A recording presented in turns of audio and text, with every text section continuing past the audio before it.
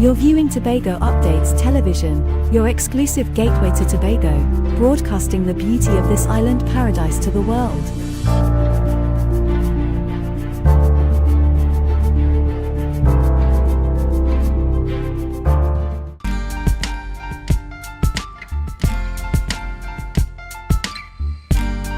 Put a smile on your face when you're moving from place to place. Good morning, good morning, morning, good morning, morning.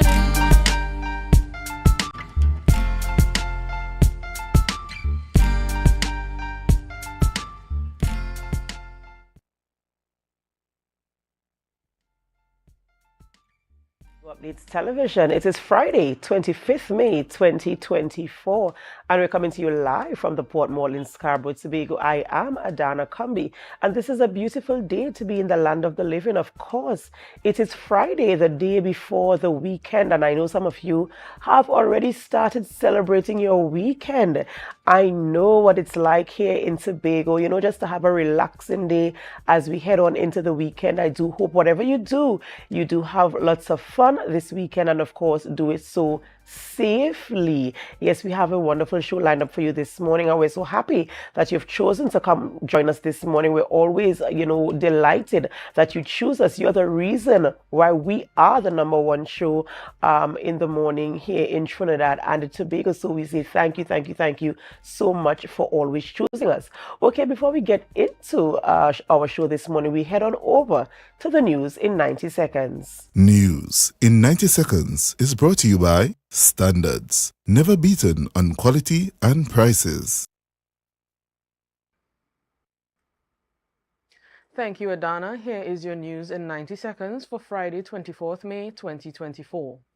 Prime Minister Dr. Keith Rowley addressed the issue of crime in Tobago during conversation with the public at the Scarborough Library last evening.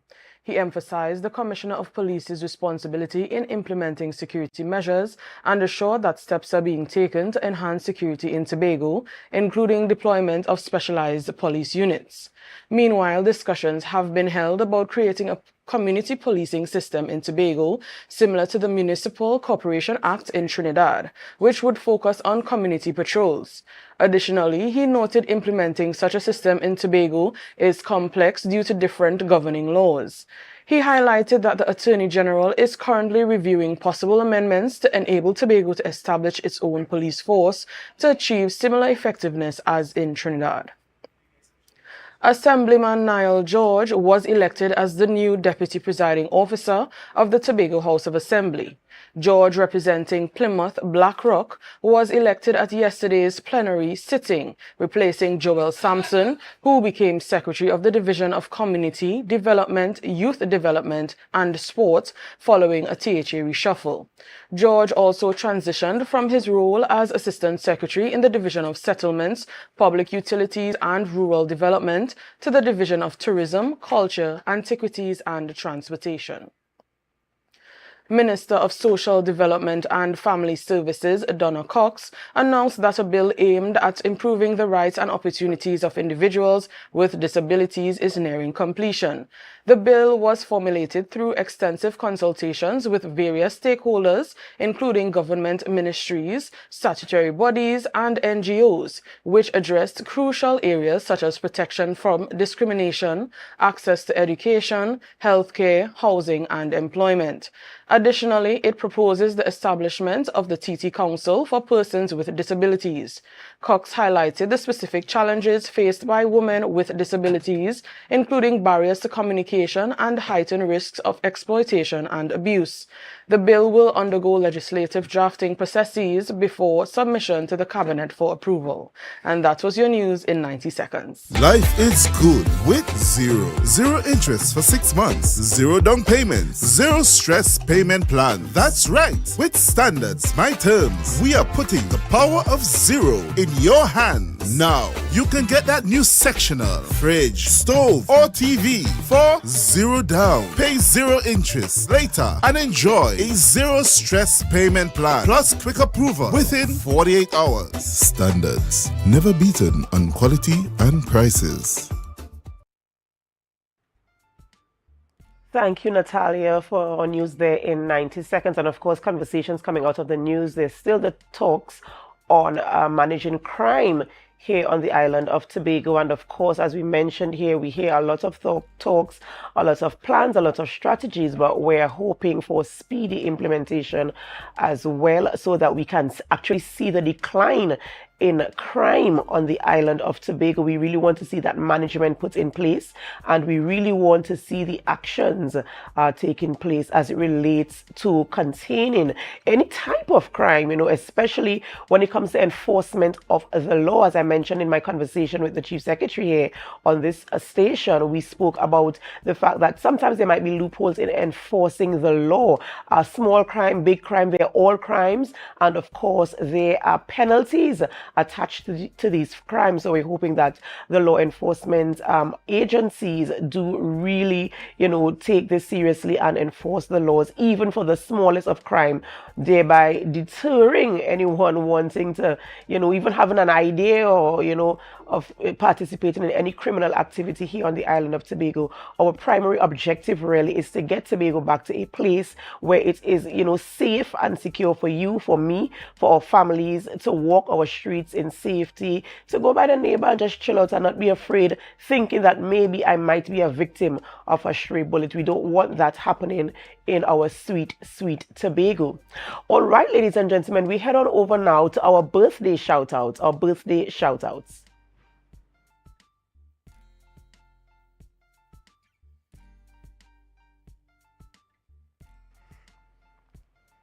And on screen, our lone celebrant today celebrating a birthday is Pearlian Otley. Pearlian Otley is celebrating a birthday today.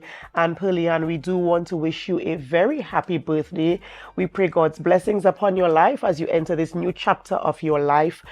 We pray his blessings upon you. And even as you enter into the weekend, we do hope that the celebrations are awesome. Happy birthday to you, Pearlian.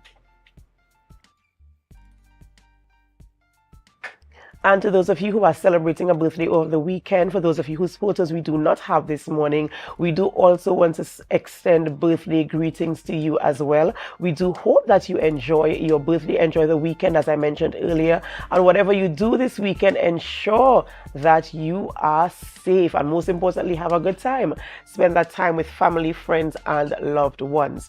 You might be wondering, who are we having conversations with this morning in studio? And I will tell you, of course, we're starting the conversation this morning with Mrs. Marcelin Melvin Jack. She is the chairman and the coordinator of the Bishop's High School class of 1974, 50th anniversary celebration, along with Dr. Alison Williams. He's the director and coordinator of the planning committee as well. So we're having that conversation this morning. The anniversary celebrations are beginning very soon, and so you want to get to tune in to get the details this morning as the plans roll out.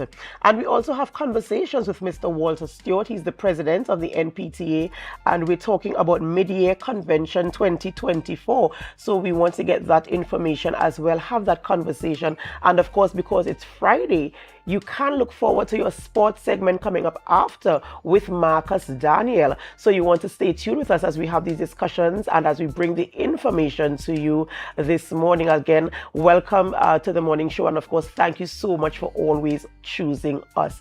We have to go for a short break before we start the conversation this morning. And before we go for a break, of course, we're going to invite you to help us share the live, share the live, share the live. We'll be right back.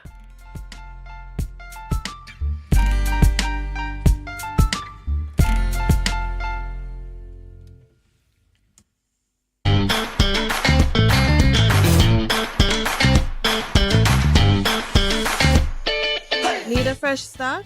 Upgrade your life with the things you want. At Standard Distributors in Canaan, life is good with zero. Get that amazing fridge, the stylish sofa with zero down and easy financing. Your dream house is within reach. Visit Standard Distributors today. Life is good with zero. To be Tobago Glass Supplies has been a leading name for over 37 years in the glass and aluminum market in Tobago. We provide an extensive range of high-quality, innovative aluminum and glass products for commercial and residential use. Competitive prices with superior and professional services by committed employees who are guided by rigid quality standards. Tobago Glass Supplies specializes in the manufacture and installation of glass and aluminum products that are essential to today's homeowners and the business environment. We are engaged in marketing, sales, and installation of a variety of products. These ranges from windows and doors to necessities such as mirrors for homes and vehicles, designed and manufactured in-house or imported.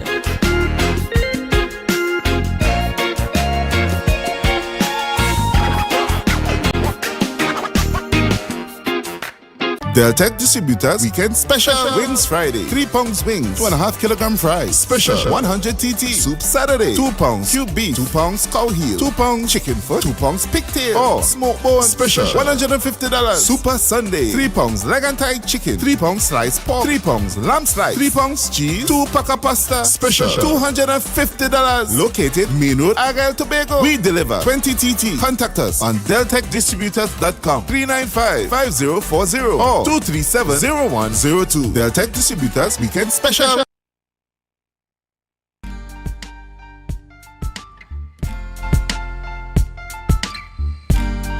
Put a smile on your face when you're moving from place to place. Good morning, good morning, morning, good morning, morning.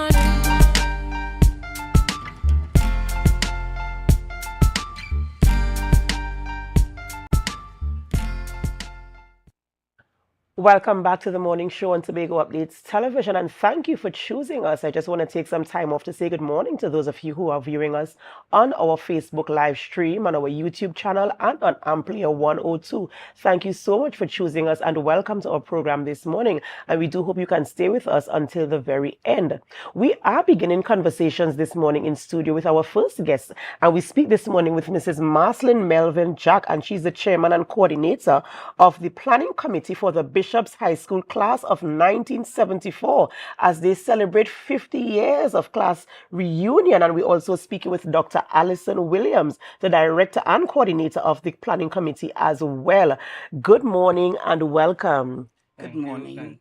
And good morning to all the listeners in Trinidad and Tobago. Special shout out to Bishop's High School, class of 1974. So we're celebrating 50 years of graduating from the Bishop's High School. And I want to pose this question to my viewers. Do these people look as if they've left school 50 years ago? You look absolutely wonderful. So let me commend you there for that. And of course, I know everybody, they have reunions, but it's very special when you get to this milestone, 50 years of celebrating and still being in touch with persons who you were in class with and who went to school with you 50 years ago. And of course, to plan a reunion of this measure, you must have some type of relationship with them to get in contact. And so your reunion is happening. There's a series of events that is taking place to celebrate your reunion. So we're going to get into that. Give us some details and some information on the reunion. Well, I will start off by saying the reunion is a 5-day event, 5 days of fun in which we wish to not just meet up with our friends that we have not seen for 50 years, but we also want to make it clear to the students who are upcoming in Bishop's High School what a tremendous experience we had. And the fact that the people we are today is testament to the legacy of education and quality, morality, you name it, that we experienced at Bishop's High School. So I will let Dr. Williams start off with day one, which is by no means today, Wow. So he will talk about it. Well, day one, which is today, is going to be a wow moment for our classmates who have returned from wheresoever they are existing, whether it's in America, UK, Canada, and other places. We meet and greet this evening from 6 o'clock. And the arrangement for this afternoon is being handled by the Ultrasonics. And the Ultrasonics is a band that we established in fourth form in school. So we are Wow. 51 years old, and we are together this evening to play music for our classmates. And we will be also celebrating with the school on Tuesday, the 28th. Before you go on to Tuesday, right, I just want to put a plug in here for this Ultrasonics band. You're saying that you formed this since in school, Since we were in school in fourth form, 51 years ago. So have Yes. you been meeting during that 51-year period? What has it been like with that group? well, because we had been spread out more than we are now, but we had been spread out all over US, Trinidad, and Tobago. Generally, those of us who were in Trinidad and Tobago would have sung at our classmates' wedding, at funerals. We continued to perform together, and mainly it would have been Garth James, Norton Jack, and myself. We would have been performing at home because Colin Braffett, who was a keyboard player, he was in the States most of the time. Ricky Job was also in the States most of the time. I myself travel around the world a lot, so we were not always together, but we did a lot of things together. And I like the fact that that kind of camaraderie remained, you know, even though all the members of the band were not here, at least you showed up for funerals, as you said, you showed up for weddings and for family celebrations, and the fact that you're Yes. still standing and you're going to be at the 50th class reunion. That is something I wonder if I could sneak in there just to see what that performance and, you know, just the camaraderie would be No, like. you at don't that have to event. sneak in. Come straight away. Come straight away. We welcome you. Thank you, thank you. May I also add, before you leave the first event, the highlight of the event this evening is the fact that we will be wearing school uniform. Wow. You know, and in those days, the ladies wore skirts that were very short. Oh, dear. And our theme for today is the way we were. So most of our classmates will be in Bishop's High School uniform this evening. That is something to see, you know, something to behold. And so I expect that it will be absolutely awesome, absolutely awesome. So continue on with the rundown of the event. So we will have the principal calling us together, ringing bell for assembly, Tuesday. and we will get together, introduce ourselves, express to our classmates what's taking place tonight, and the band will start performing. The band will be the main feature tonight. Tonight's event is called Meet and Greet. So people will have the opportunity to meet, have something to eat, have something to drink, and just mingle, having not seen each other for quite some time. Actually, the last time that we would have come together like this would have been in 2017. So some people would have seen each other beyond 50 years or closer than 50 years since we left school. And we had a lot of reunions during the 50-year period. I think this might be the 7th or 8th reunion that we've had since leaving school. Okay, awesome. And what has the response been in terms of over the past 7 reunions that you've had? And what is the anticipation for the 50th reunion? Well, over the years, we've had more than 75% to 80% participation. But today, because there has been some deaths and so on, when you look at the percentage that will attend, we may be somewhere down to 60%. We've had about 10 deaths in the class. A sad note there, but I mean, at least the ones who are still around, they show well, up. if you're just basing your calculations on those who are around still, we are hitting somewhere 75 to 80%. Absolutely awesome. Absolutely awesome. So great things to look forward to as you roll out for your 50th anniversary starting tonight. And you, as you said, you have 5 days of celebration as well. This is something that is really, really remarkable. And I do hope that, of course, your classmates, they come out, as you said, at least 75%. And I see people on the live here saying, Sharon, come here. I don't know if you all know her. She's saying, Alison, come. I can I come as well? You know, so you have people there wanting to come to your reunion, of course. I know she's not a class of 74, but it's good, in good spirits, because so many things have happened, especially coming out of COVID, not being able to interact with people in a way we'd like to. And so I want to wish you the very best, and I do hope that people come out and celebrate and, get to catch up. Yes. And So you want to know something? Sure. We had a reunion during COVID, an online reunion. I would expect that the Bishop's High School people would come up with something like that. And a lot of people were actually using that platform to do things because we felt so separated from each other. But, it really is awesome to have this opportunity to come together, to celebrate, your wins, to talk about the past, to bring back those memories wearing that school uniform and all like that. I'm sure it is going to be absolutely amazing, and I want to wish you all the very best. And in closing, is there any other information you want to share? Well, if I can say this, the fact that we are here is testament to the quality of education that we received.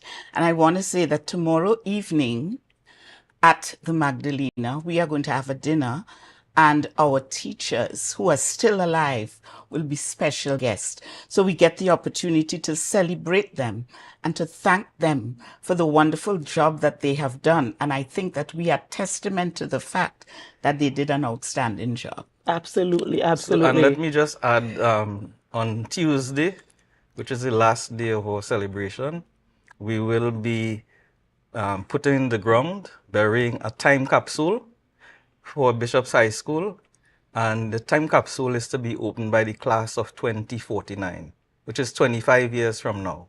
What we're hoping is that one or two of us, Marceline and I, would be around to assist in opening that time capsule. We'll be 90.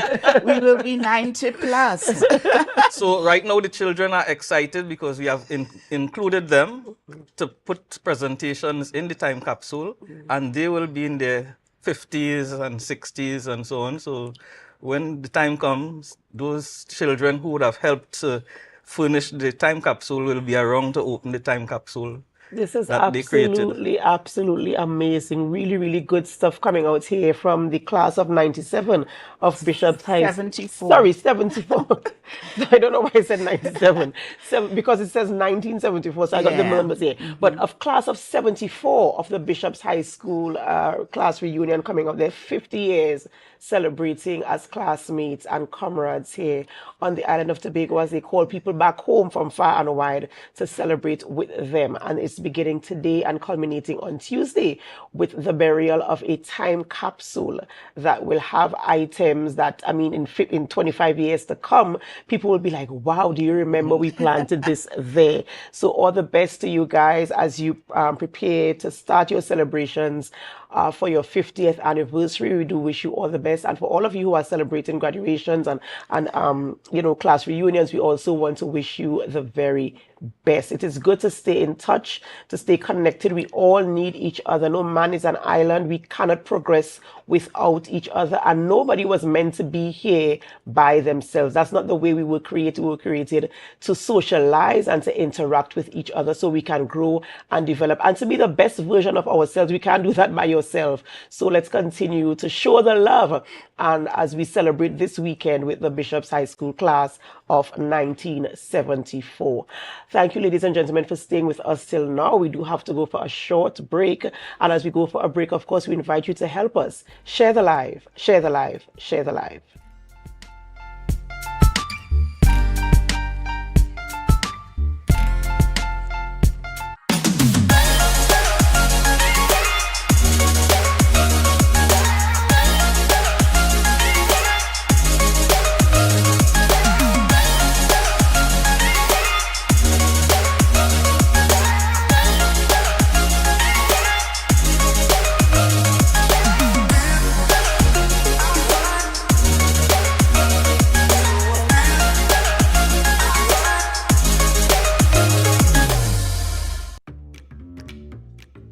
But this place so boring enough. We don't even do nothing. Let me go somewhere now. I really want some new things, yes? Poof. Then look no further. Portmore is the place for you. Oh really? Yes, you can have anything that your heart desires. Take a look for yourselves. A world of endless opportunities. Feeling hungry? Go get something to eat. Books and stationeries, games, and much more. Portmore, the island's beat.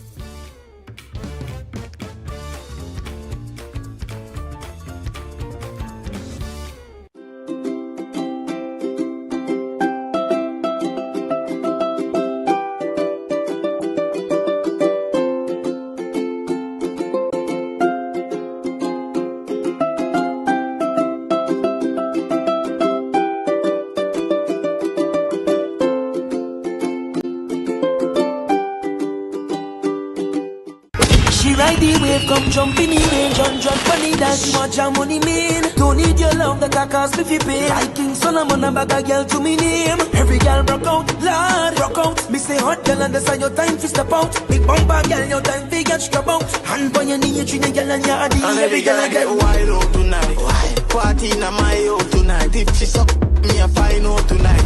I you know what a wild out tonight. Out the blue light, yeah, try out the back. It's a different type of thing down there. And we party till we drop down there. With a lot of pretty girls down there. Down in Tobago.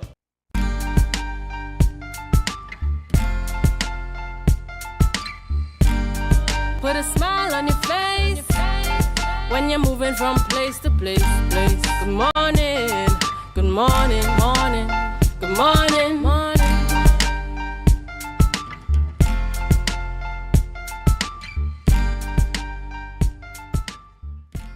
Welcome back to the morning show on Tobago Updates Television. I am Adana Kambi, and it's just about 7:23 a.m. So you do have some time if you're getting to work for 8 a.m. Remember, you need to drop the children off and get yourself to work safely. Practice safe driving on the nation's roads. All right, we continue conversations this morning in studio with our guest, and we're speaking with Mr. Walter Stewart. He's the president of the NPTA this morning, and we're speaking about the 2024 Mid-Year Convention. Good morning and welcome. Good morning, Adana, and of course, good morning to your viewership. So very happy to be here. This seems to be an education morning, falling straight after the heels of the Bishop's High School 50th anniversary class of 74. That's right. Yes, indeed. And you know, it's always a pleasure to be talking, as you mentioned, education, because of course it is the foundation of who we are. That's how we start, that's how we begin, and we grow and develop. And now we're talking about a mid-year convention for the NPTA. And for those of us who don't know what the NPTA is, that's a National Parent Teacher Association here in Trinidad and Tobago, of which you are the president. And so we're going to have that conversation this morning. Yeah, indeed. Right? We have been around the National PTA since 1960, so that this year we are celebrating our 64th anniversary. Unbroken years. This organization has been on solid ground since we started, and of course we have grown from strength to strength. We have had our peaks and our mountaintop experiences, but of course we are still here, prodding on, promoting the importance of home and school being united for the good of the child. This year, of course, our mid-year convention, which is an annual staple. We had a break, of course, because of the COVID, etc., for a few years, but it's a mid-year convention that will be held here in Tobago, and I might add, it's the second time in the 64-year history of the organization that the Tobago region is hosting such an event. So this is, of course, very significant to us, and of course, as a fellow Tobagonian myself, I'm very honored to be able to join with my fellow Tobagonians and have this event in Tobago. And what type of events or activities are expected at the convention? Good. This type of event is usually mixed with some business aspects, of course, and mainly culture. So this year we have invited several of our schools and our artists from Tobago in particular. And of course, we have Mr. Kurt Allen, of course, who is no stranger to the Calypso world. He's going to be one of our main highlight cultural events at tomorrow's function. I want to also emphasize that our featured speaker this year at our 64th year anniversary is, of course, the Commissioner of Police, Mrs. Erla Harewood Christopher, who I'm sure we are all looking forward to hearing something from her, especially relevant to crime in Tobago. Of course, and it sounds as if it's a bit of relaxing, and of course, as you said, the business aspects of it, because the NPTA is really a pillar in our schools here in Tobago as we guide the way we interact in terms of the parents, the teachers, and how we form and mold our students. We talk about things like, I'm a parent as well, and we talk about things like behavior in the classroom. We talk about how the teachers relate to the students who might have issues, who have slower learning, who, display different types of qualities. And of course, the charge really is on the teachers to ensure that the children are well cared for while they are in the school. So something like this is, of course, welcomed, where they can, sit back, relax, take some time to really enjoy, as you said, the culture, and to have conversations that guide the way these things are done. And it's a celebration. So when is it taking place? Okay, so this will be held tomorrow at the Hamden Lowlands Multicultural Multipurpose Facility. It will be held tomorrow from 9 o'clock in the morning, and it should run until about 4 p.m. I want to also mention, as you were just enunciating there, that Tobago region, of course, is one of 8 educational districts or regions throughout Trinidad and Tobago. And I'm happy to announce, and of course I'll make this announcement tomorrow as well, that of all the 8 regions throughout Trinidad and Tobago, per capita, Tobago has the largest attendance and the largest population insofar as PTA units throughout Trinidad and Tobago. Almost 90%, if not 98%, of our schools in Tobago are affiliated with the National Parent-Teacher Association.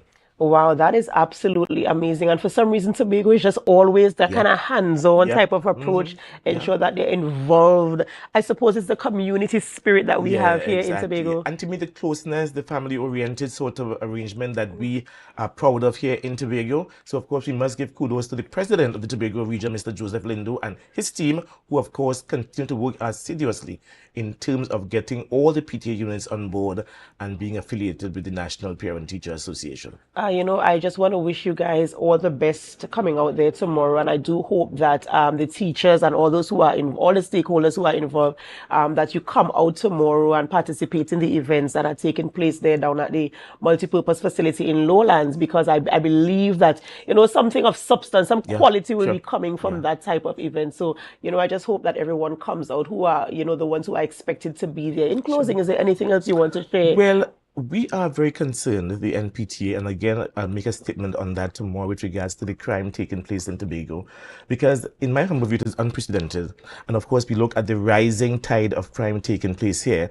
And of course, I would really want the commissioner to be able to address these situations taking place in Tobago. I heard the Prime Minister last night speaking about beefing up the law enforcement agencies here in Tobago, including IATF.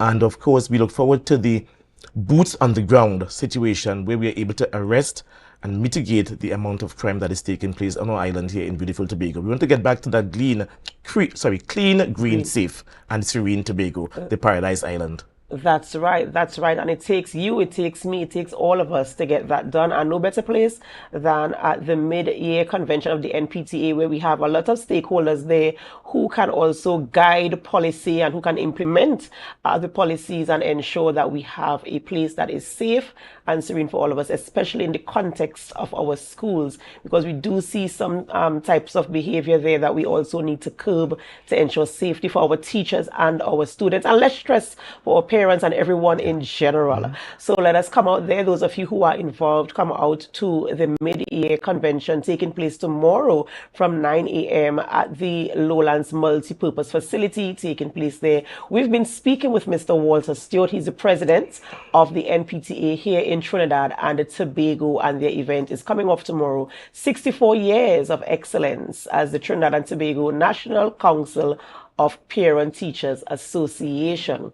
All right, ladies and gentlemen, we have to take a short break before we continue this morning. And of course, the segment coming up next is sports with Mr. Cricket, Marcus Daniel. And he'll be telling you all about who he's going to be speaking with this morning. Exciting things are going to be discussed, so you want to stay tuned with us. And of course, as you stay tuned, we invite you to help us share the live, share the live, share the live. We'll be right back. Audio Jungle.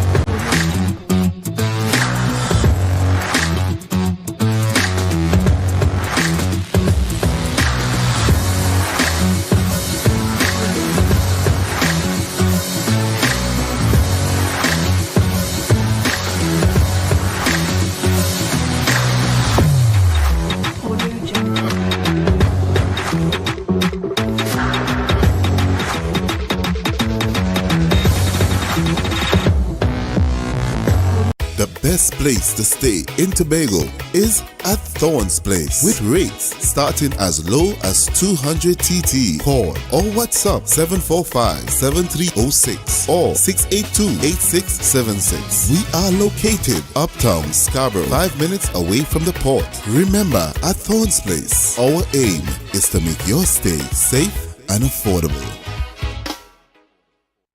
Tobago, we reached the biggest comedy event of 2024, finally in Tobago for one night only at Shaw Park. My body, and I'm not in the mood. Yeah, but you haven't been in the mood for the last 6 months. Love is a Walk, which played to sold-out houses across Trinidad, is coming to Tobago for one night only on Saturday, June 8th at 8:30 p.m. You promised this would be the last time. Yes, I tell you it's the last time, I swear. You sure about that? Tickets for Love is a Walk available at the Shaw Park Complex daily and at advertised outlets. Check social media for details. Shaw Park, Saturday, June 8th. MI4 Security Services Company is the most advanced security service in Tobago.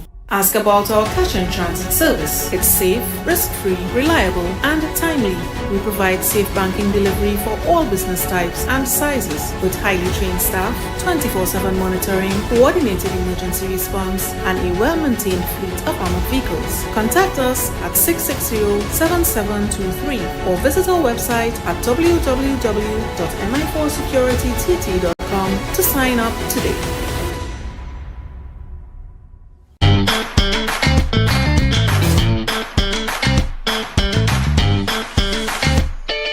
Need a fresh start? Upgrade your life with the things you want. At Standard Distributors in Canaan, life is good with zero. Get that amazing fridge, the stylish sofa with zero down and easy financing. Your dream house is within reach. Visit Standard Distributors today. Life is good with zero.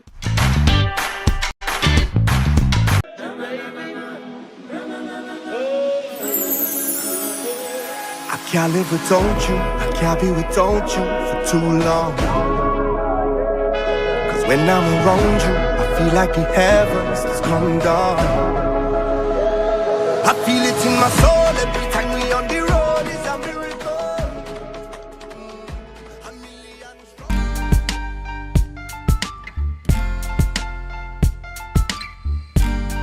Put a smile on your face when you're moving from place to place.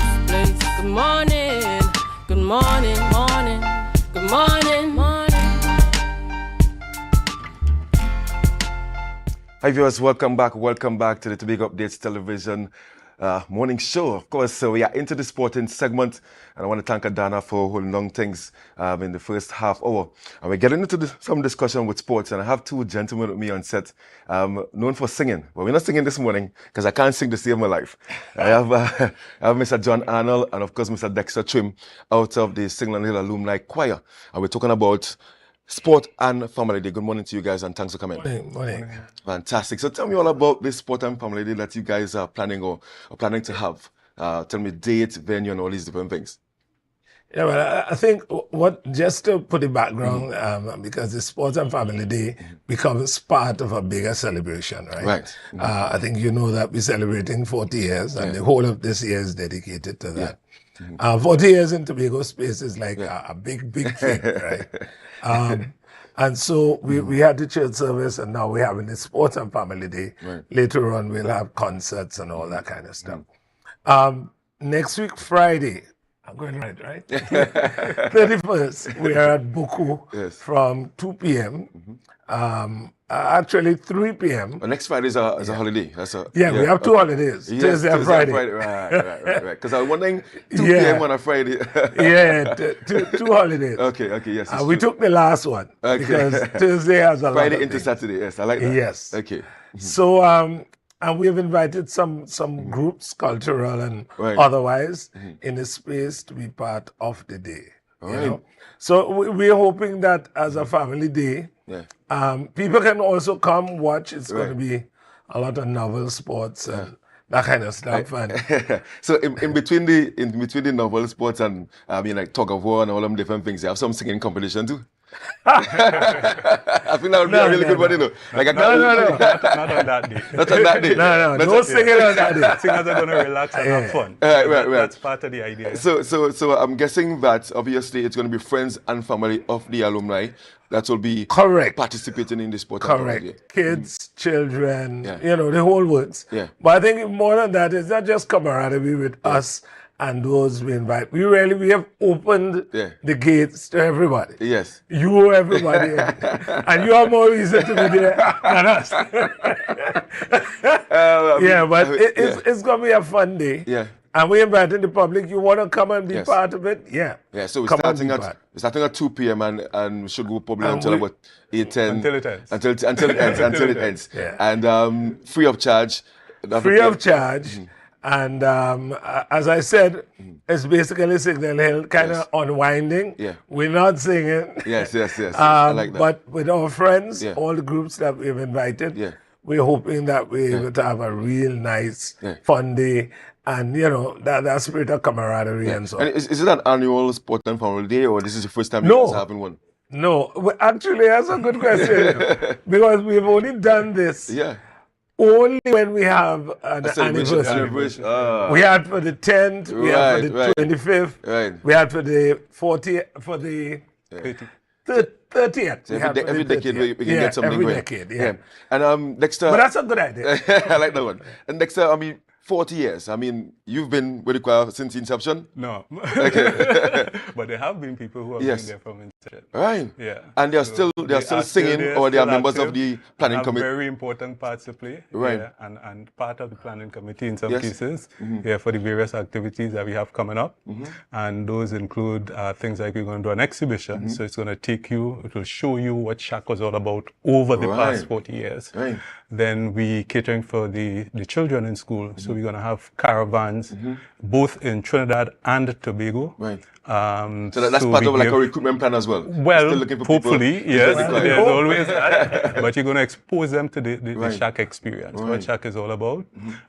So we're working with the Ministry of Education in Trinidad, and that is going fine. We also approached the Division of Education in Tobago, and we're looking forward to responses with regard to that. Yeah. Then we have the concerts. We have 3 concerts. Right. We have 3 concerts in Trinidad, 2 in North, 1 in South, and of course in Tobago. Part of the concerts in Tobago is that we want to bring back some of the old members. Right. Some maybe active, some who have been. And that's happening. Because I saw something on your page, but in the celebration of 40 years, you are asking for past members to come. Yes, so tell, you can make the call now. We're trying to do a mass choir thing. Right. So what we have done is ask anybody who has gone to Signal Hill, Signalite, Signalet, whichever one. As long as they've sung with the group, we want them to come back, and we want to do some of the music from way back, even way back to 1982, as a part of the celebration. And the response has been good so far. We have registered on the WhatsApp right now, we have about 46 names, right? Wow. And that will grow. So again, those who are viewing today, if you haven't, just give me a call and put your name in, and then we start rehearsals for that in August. 40 years, that's a very long time. What has been the key? What has been the key to keeping this group together? And it's not a household name, not only in Trinidad and Tobago, but around the region and around the world as well, because you guys travel and you participate in events. What has been the key to really keeping this choir together? Well, I think I'm actually in a research part now. Right. One of the things I think had to do with vision, leadership, passion, and I would say the sense of belonging of the group. Right. The group feels like one family, and everybody kind of, especially when we travel, we realize we're really one family. Right. Yes, everybody know everybody.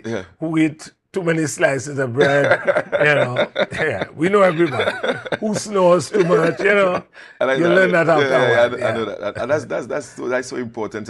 In terms of persons still wanting to join the group, you all have that sense. We're no longer Signal Hill centric. It's now we have members from anybody who wants to sing. So the brand new Signal Hill Alumni Choir. Correct. You could have attended Scarborough Secondary. It doesn't matter where once you can sing. We have people from all over. But once you can sing.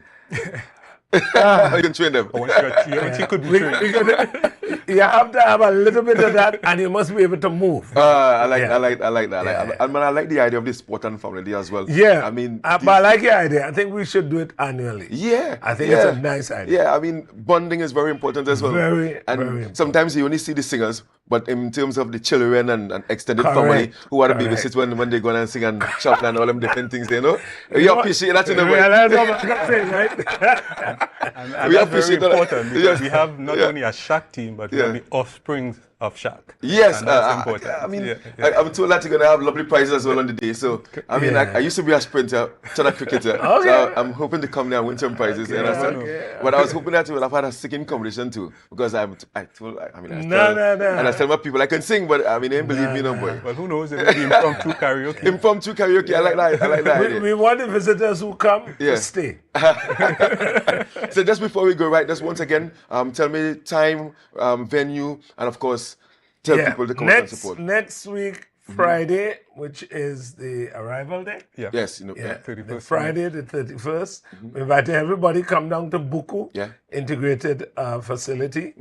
And we have our family day starting from 2 p.m. Feel free to come. Yes, no admission. Yes, and for those who may have, an old Shaq t-shirt they can put on that. Yes. Maybe a prize as well. Right? That's a suggestion. Yes. For the oldest t-shirt. So guys, of course, thanks a lot. No problem. We're chatting there with Mr. John Arnold and Dexter Trim out of the Singwell Hill Alumni Choir, and they are having, of course, their Sport and Family Day as part of the 40th year celebration. Get down there and support next Friday. Lots to eat, lots to drink, lots to, of course, take part in. Thank you so much, Mr. Trim and Mr. Arnold. Thanks for having us. Pray for good weather as well. Guys, we're going to take a short break. When we get back, we're going to be chatting with FC Phoenix. Team that would have participated in the Trinidad and Tobago Premier League Tier 1. We're going to talk about their season. Don't go anywhere. Share the live.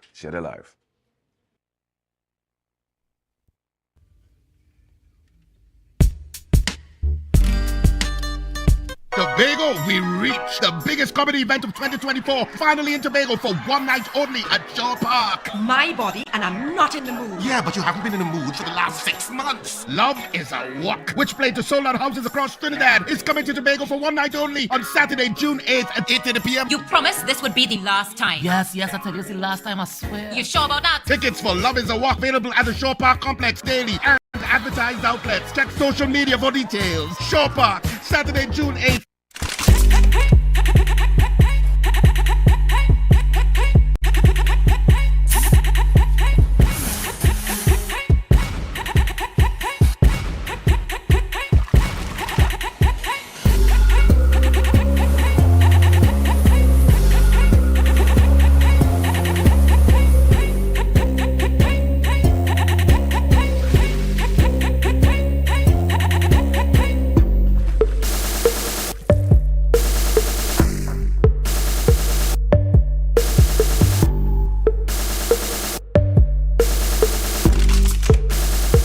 Rotisserie, mouth-watering fries, salads, combos, and specials galore. Feeling for something to eat? Come and see. Our rotisserie is seasoned to the T. Kicking chicken, masala, and jerk roast. Crispy fries made from scratch. Who do you know can beat that? Or salads freshly cut and packed. When you taste it, you'll be wanting to come back. So come check us out on number 2 Robinson Street, Uptown Scarborough, Tobago. We open on Saturday nights from 7:30 to 11:30 p.m. Monday to Thursday, we're open from 10 a.m. to 9:30 p.m. and on Friday, 10 a.m. to 4:30 p.m. Contact us at 772-7443 and all social media handles at The Rotisserie Factory.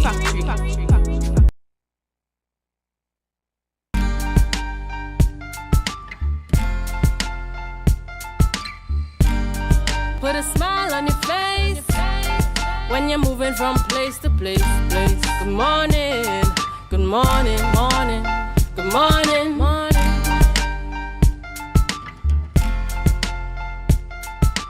Thank you, guys. Welcome back. Thank you so much for staying tuned to Tobago Updates Television. Of course, we're chatting sports this morning. Beautiful Friday, 24 May. Beautiful Trinidad and Tobago.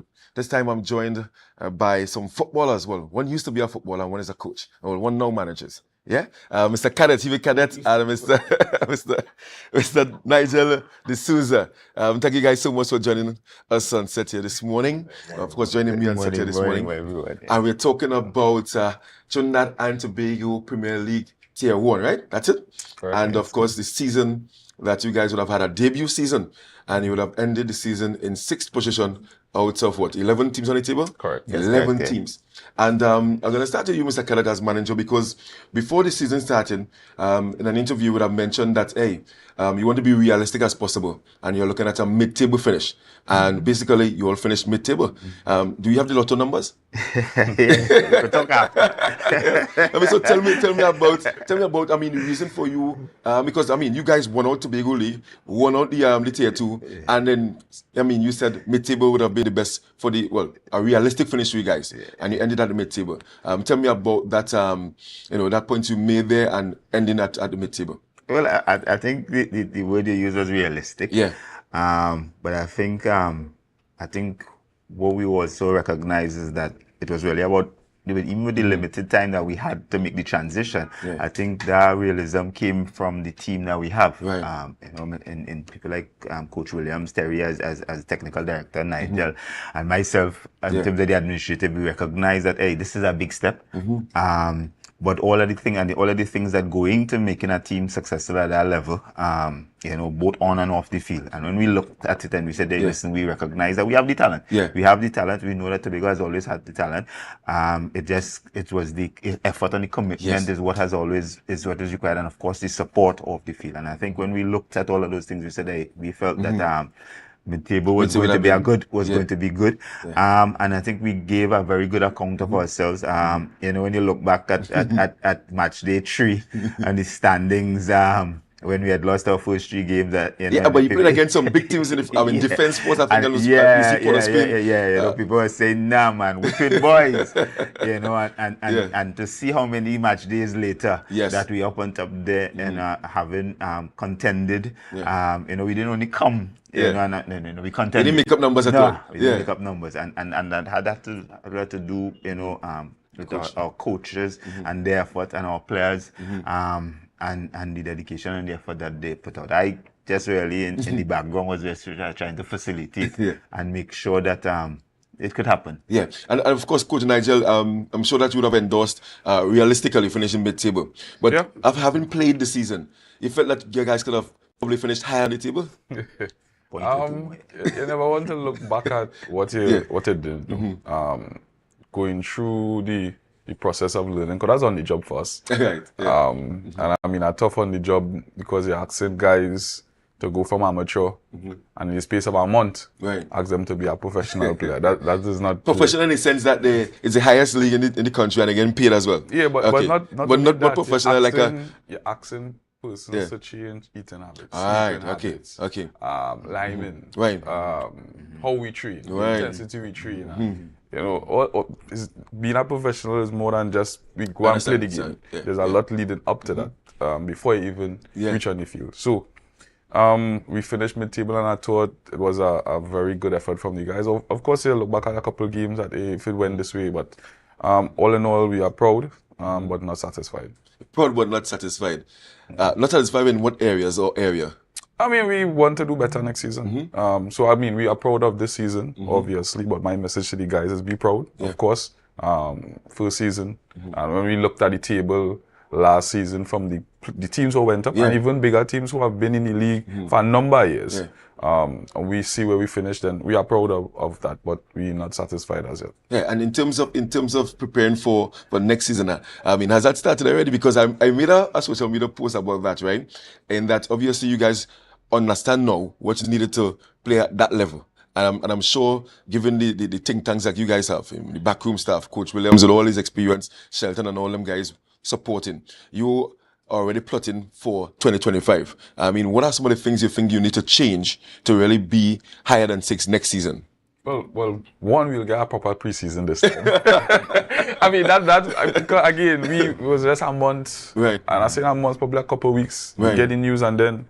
So the guys had no time to rest. We didn't. And then we didn't have a proper preseason in terms of what a preseason looks like. Everything was kind of condensed in the space of 3 weeks. So we will definitely have a proper preseason. And then obviously now, seeing the levels we need to reach physically, mentally, psychologically, because you're dealing with young players, you're dealing with players who things didn't go the way because you've been on this high for so long and then you get knocked a little bit, you know. So now we see, hey, this is where we need to be, how we need to behave, how we need to act. And then you look at recruitment. But this week we have just been resting. Right? And then, I mean, yes, we had initial discussions, but obviously we'll get into it as we go along for the next couple of weeks. And you were able to maintain all the players that you started with? No. Some players dropped off the wheel. We had players in and out along the way. Again, the commitment needed to play football at this level for 7 months straight is nothing easy. It's no easy feat for a lot of the players.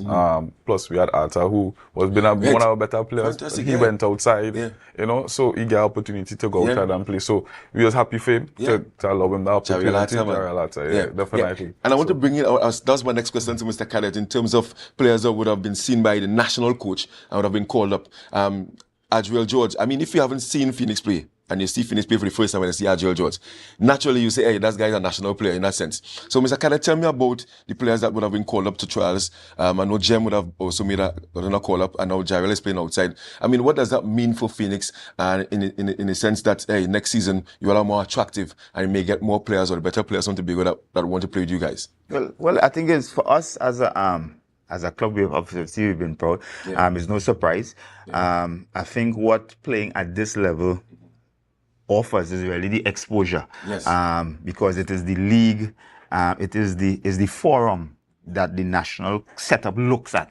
All right, so it's not so that while all of these guys may have been playing, all of the talent that might exist in Tobago itself, whether in the TFA or whatever, the reality is that the league is the forum which the national setup will be looking at things. So that I think that exposure is what I think we sent signals very early in terms of in terms of our style of play and those games where we came out and contended and slayed some big giants. So I think we have been I think only for Phoenix alone, but I think all of Tobago should be proud to suggest that we have had the opportunity to see 2 players coming out of Tobago.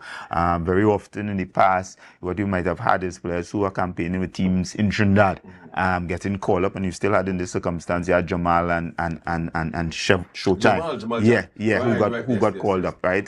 Who played Club Sando and Canada. But for 2 players who are based in Tobago to get called up, it says a lot, and I think we are happy for them. I think what it says for the rest of our, and of course, Jarrell going out, but it says for the rest of our players and team, and of course with the rest of Tobago, is listen, this is an opportunity for exposure. If your desire is to get to football and to play at the highest level, or to play at another level, this is a chance. This is your chance now. Fantastic. And in terms of the support from the Tobago public at the Dwight York Stadium, I mean, can you speak to that?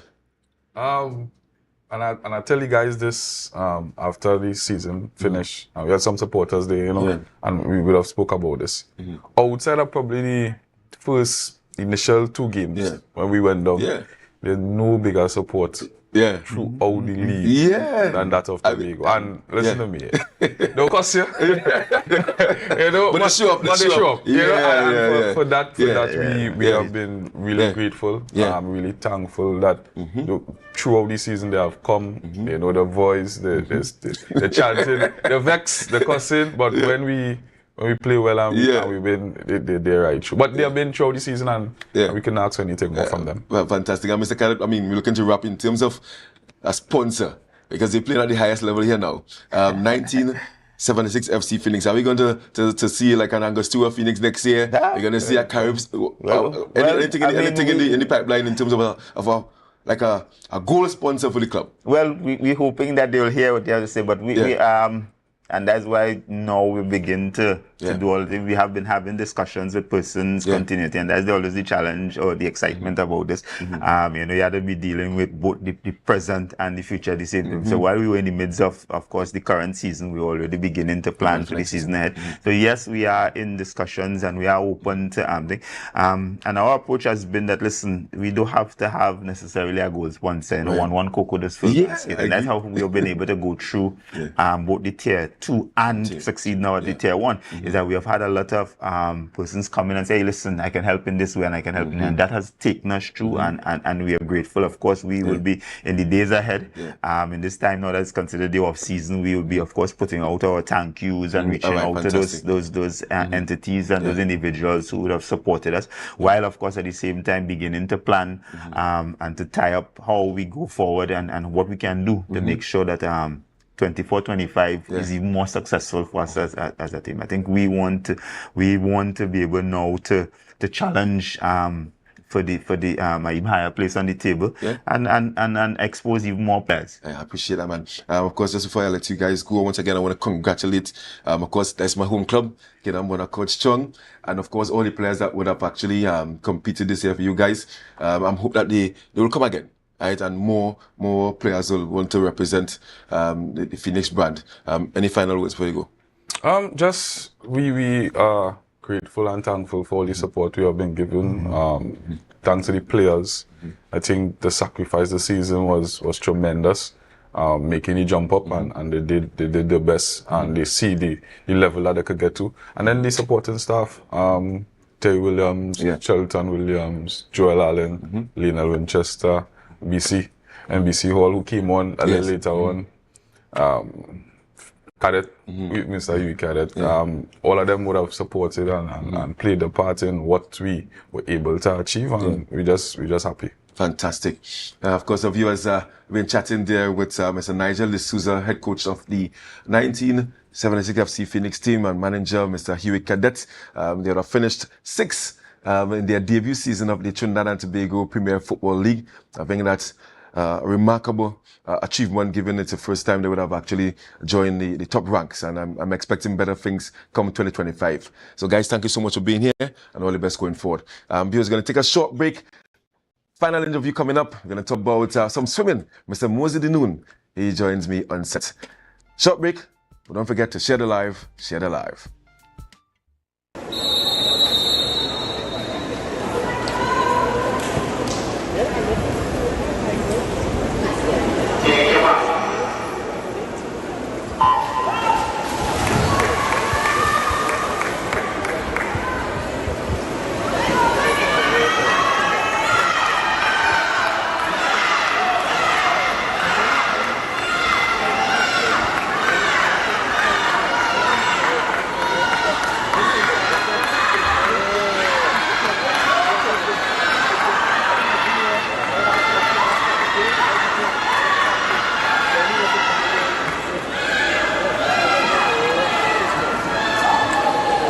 And then we have recently revised Tobago by Nicholas Washington, by Darren Glenn. It's relay time.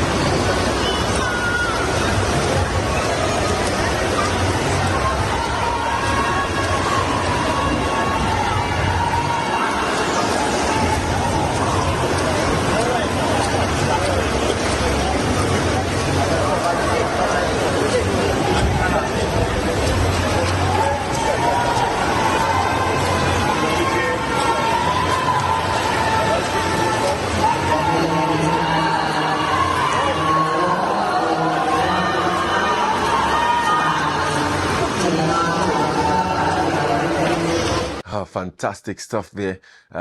Just some footage there of Moses the Noon and his team, the Tobago YMCA Aqua Warriors. They mash up the place in Trinidad, you know. Fine. And of course, joining me on set this morning, Mr. Moses the Noon. Good morning to you, sir.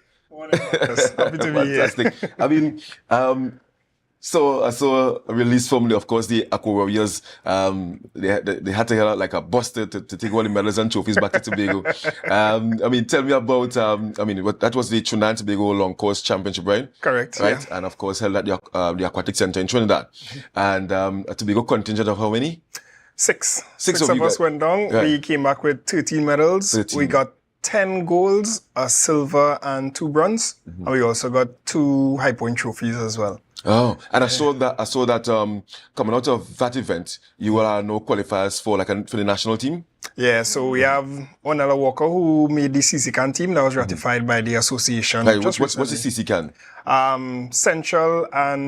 Central America and the Caribbean, they all come together and they compete against each other. Right. So that's CCCAN, CCCAN. Right. CCCAN, fantastic. Yeah, so they are all coming together, I think, next month. The team leaves on the 14th of June to head out to Mexico to compete. And then the rest of us, we got into the Pan American Masters team. Right. And that's in Trinidad this July. Trinidad and Tobago won the host of that. So who are the persons that will be going to Panama, you say?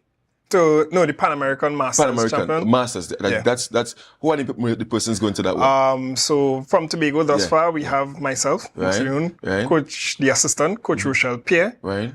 Judy Thomas, and Kai Kwashi. And then the other event where Onella qualified for, that's Onella alone. Yeah, so Onella is the person that qualified for the CCCAN, that team, and the rest of us we qualify for the next team. Right. So this is an Olympic year. So what's happening then in terms of swimming for Trinidad and Tobago? Well, swimming, we have Dylan, who is our main person that's going. Mr. Carter? Yeah, Mr. Carter. But with regards to the Olympics for Tobago per se, we still have a little bit of work to get there. So right now we're focusing on the goals that we have set, because we have CCCAN, that was one of our goals, and we also have World Championships in December. So that's what we're looking at. So the qualifiers for the World Championship, that comes from CCCAN? Yes, so you can qualify for the World Championships in CCCAN, and those of us who are going to Pan Am, we are trying to qualify for Singapore next year, because Pan Am next year is in Singapore. Fantastic. I mean, I know you guys had some challenges in terms of getting access to the pool. Where have you guys been training? No, well, we finally kind of got the pool back up and running by God's grace. We are trying our best to keep it open, As say at the YMC, we try our best to keep the cost as low as possible to teach women, even though we want to teach women to everybody at the end of the day. Courses, chlorine going up, maintenance costs going up, so we're trying our best. But, even this Sunday, we have some athletes going on for the National Primary School Swimming Championships, and these training came through there's a Primary School Swimming Championship? National Primary School Swimming Championships in Trinidad, yeah. So we have about 3 athletes going down for that. And some of the athletes, they come through our Learn to Swim program. So, this is also beyond as how well we do on the national stage. We have the athletes that have raw talent in Tobago, and we're trying to get them out. Surrounded by beaches. Correct. We're trying our best to get them out. So that's why, at the YMCA, we have camp. We even have the YMCA Invitationals that's coming up this August, and a lot of teams from Trinidad are coming to Tobago. So all the training, our Learn to Swim program, and the swim teams, they would showcase their talent in that August swim meet. So there are opportunities. Correct. So you're coaching them, and then obviously for parents who may want to sign up the children to learn to swim, there's an opportunity to also compete as well. Correct. So how it's set up is that they go through the Learn to Swim program, and as soon as they reach the end of the Learn to Swim program, then they go directly onto the swim team. And that's why you teach, because in the Learn to Swim program, all of our qualified, because they are qualified, they are certified to teach swimming. So they will be able to teach the strokes in that Learn to Swim program, and then from there they go into the swim where we do the speed work and the clean up the techniques to get them there.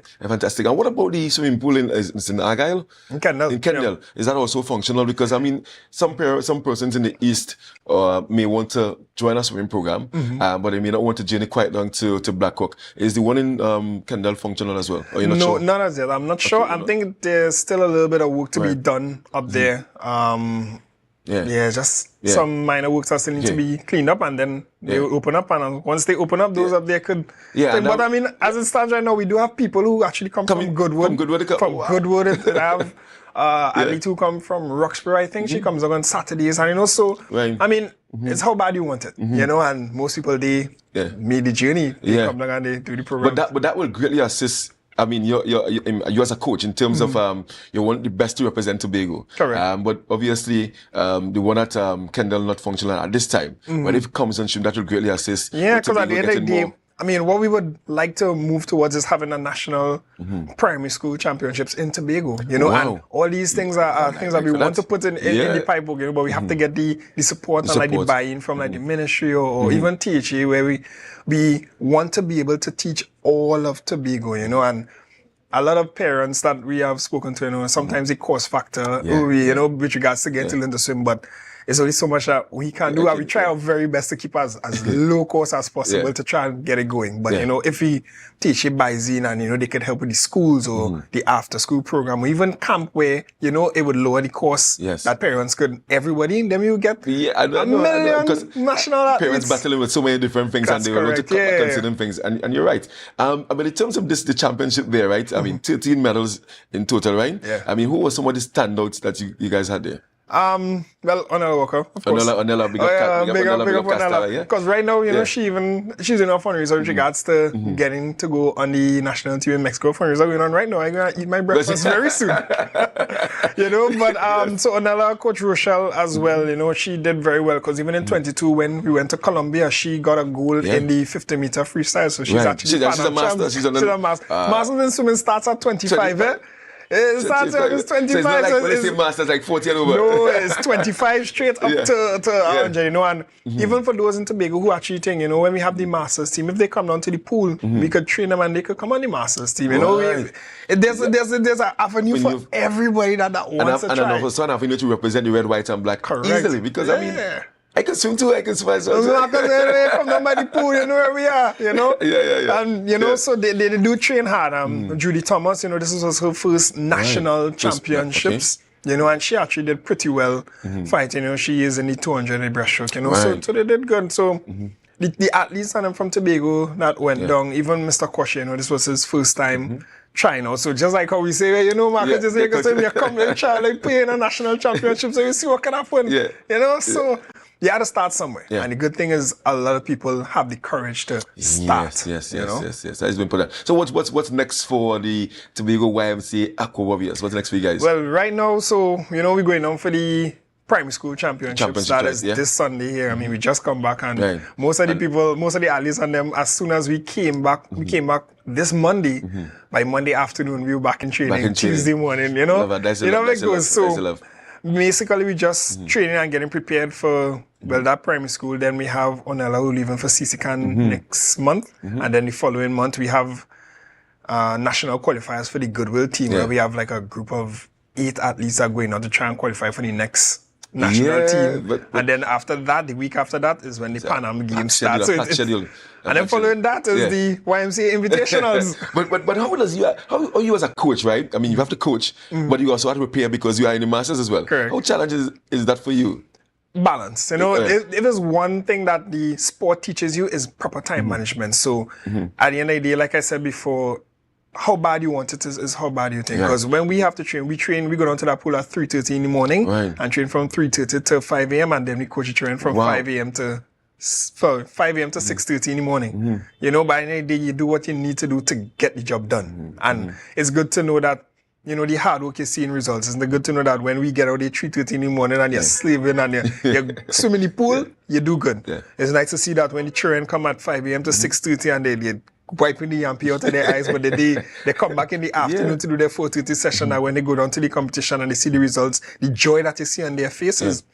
And that says a lot about the group itself and the management to keep it exciting. Yes, you're competing, but also entertaining that they want to come and inviting, because I mean, sometimes when the training is hard and the environment not really conducive for togetherness, people ain't want to come and train at all. That's correct. And a lot of people do watch the athletes and them, because Coach Rochelle, she mainly does the afternoon sessions, you know, and a lot of people would watch it and they will be like, wait, boy, this look real hard. I'm not sure if I want to come.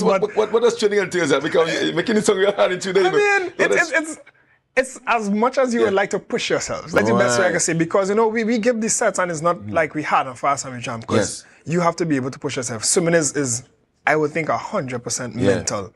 Is how much you are willing to push yourself. Because at times, you could come and it's only 40% you could give, but if you give me all of that 40%, I take in that. Fantastic, yeah. Because there's a young lady by the name of QJ Stewart, Pastory Primary School System, and her philosophy is train hard, win easy. That is true. You know, and I like that. It stuck with me at primary school. By her saying that actually stuck with me. I mean, train hard, you had a train, easier you win. And it makes sense. Because it's something I also tell my athletes and them. I say, when we go to the competition, I say, yeah, not to get worried about or anxious. I say, because there's nothing we could do in this competition that's going to change. You see, when we go in the pool and you're crying and you're like, I don't want to finish this set and everything. I say, you see, that moment there, all that is what you need for the competition. The competition is the easy part. Is the easy part.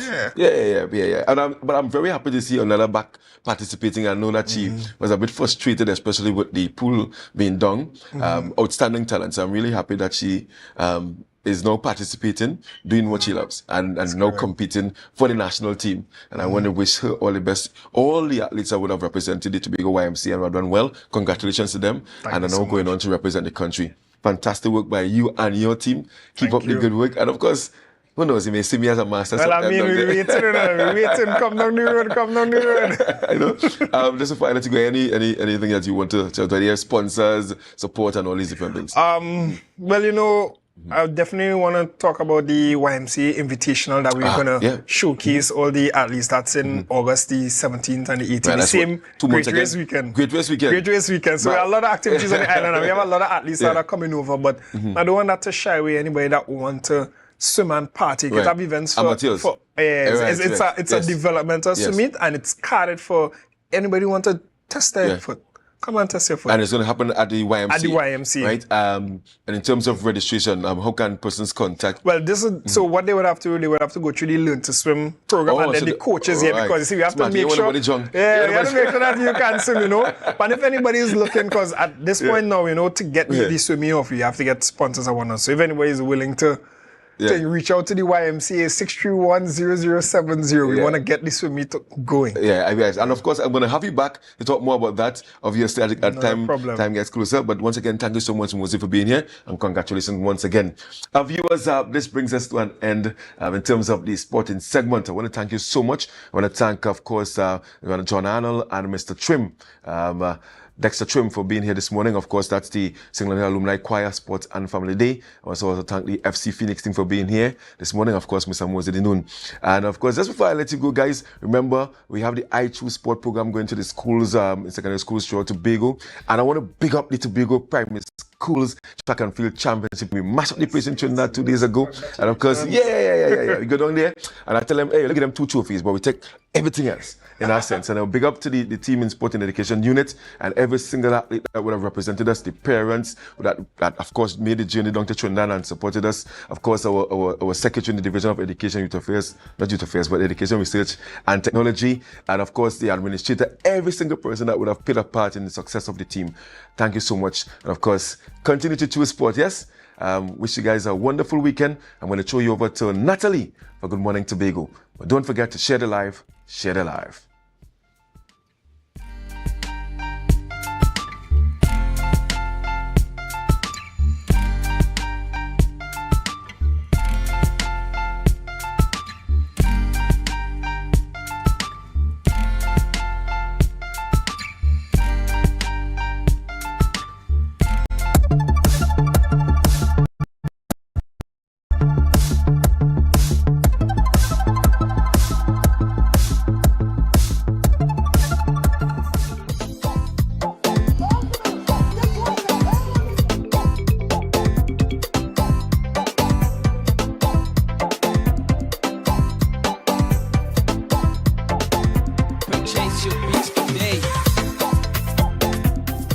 My first race for the day. I've been around the goat racing since little, so I grew up with an idea. This could be my second to third year of running goat. I felt very good when I come down and I see her in front. Felt very nice. So long to get a good racer and you like the thing, you're going to put everything into it. And I call the jockey and say, look, we're going to dominate today. We're going to dominate. You win Friday with Latin Lover.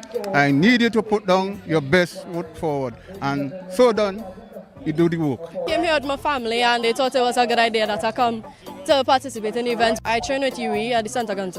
Augustine campus here. This is my first time here, so it's pretty fun. And while winning my event was the icing on the cakes. We're spending Easter in Tobago, so we said this is something that they should see. Yeah, I think it is a wonderful thing to do for Tobago, and I like the community spirit and the environment, and of course the entrepreneurs down there with the food and the craft, and so I think it's excellent. Today we have burgers, we have hot dogs, we have chicken and chips. Sales has been going pretty okay thus far. Yeah, it's a nice experience. As you see out here today, we have a lot of niche type businesses, a lot of small or micro businesses on the outside, so a lot of persons get the opportunity to display what they have. It's been amazing. Watching the goats is wonderful. Also the bonnet competition is quite something. Yeah, really good fun, really enjoyed it. Yeah, it's been crazy. We haven't seen anything like this at home. It's really great. The races are fun to watch.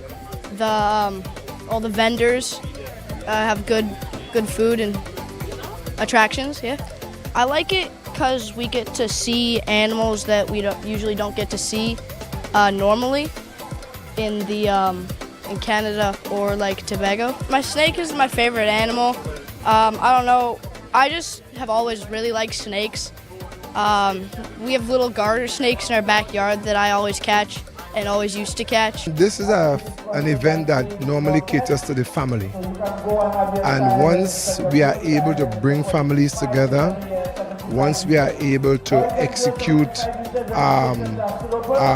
a better social standing in our community, I think we are a success. You know, sometimes we measure everything by financial success, but there's always the reality of having stronger communities coming out of events like this.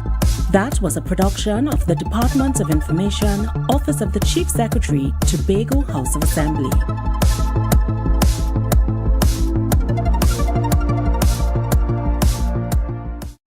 She ride the wave, come jump in the range, 100 funny dance, much your money mean. Don't need your love, that I cost me fi pay. Like King Solomon, a bag a girl to me name. Every girl broke out, Lord, broke out. Me say hot girl, understand your time fi step out. Big bumper girl, your time fi get strap out. Hand on your knee, treat a girl and your body. And every girl I get wild out tonight. Wild party in my out tonight. If she suck, me a find out tonight. I you know Roger wild out tonight. Out the blue light, fi a try out the back.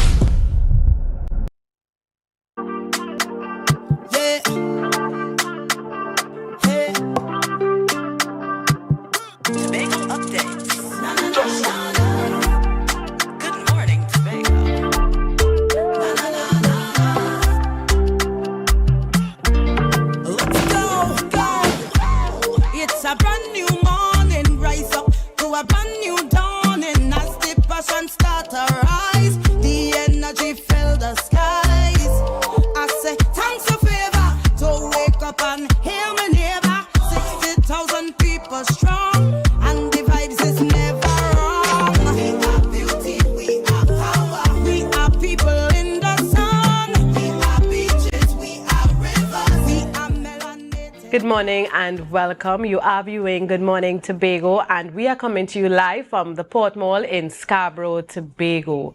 It's Friday the 24th of May to be exact. What are your plans this weekend? Well, of course, you're starting it off very right by looking at Tobago Updates Television, and we get ready to go for news in 90 seconds. News in 90 seconds is brought to you by Standards, never beaten on quality and prices. Prime Minister Dr. Keith Rowley addressed the issue of crime in Tobago during conversations with the public at the Scarborough Library last evening. He emphasized the Commissioner of Police's responsibility in implementing security measures and assured that steps are being taken to enhance security in Tobago, including deployment of specialized police units. Discussions have been held about creating a community policing system in Tobago similar to the Municipal Cooperation Act in Trinidad. which would focus on community patrols. Additionally, he noted implementing such a system in Tobago is complex due to different governing laws. He highlighted that the Attorney General is currently reviewing possible amendments to enable Tobago to establish its own police force to achieve similar effectiveness as in Trinidad.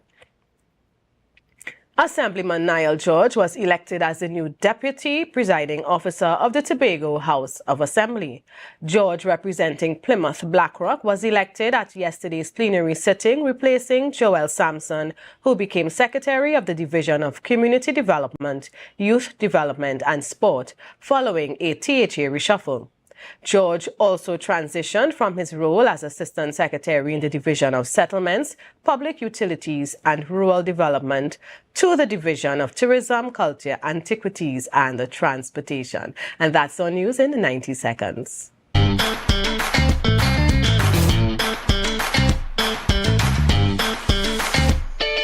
Need a fresh start?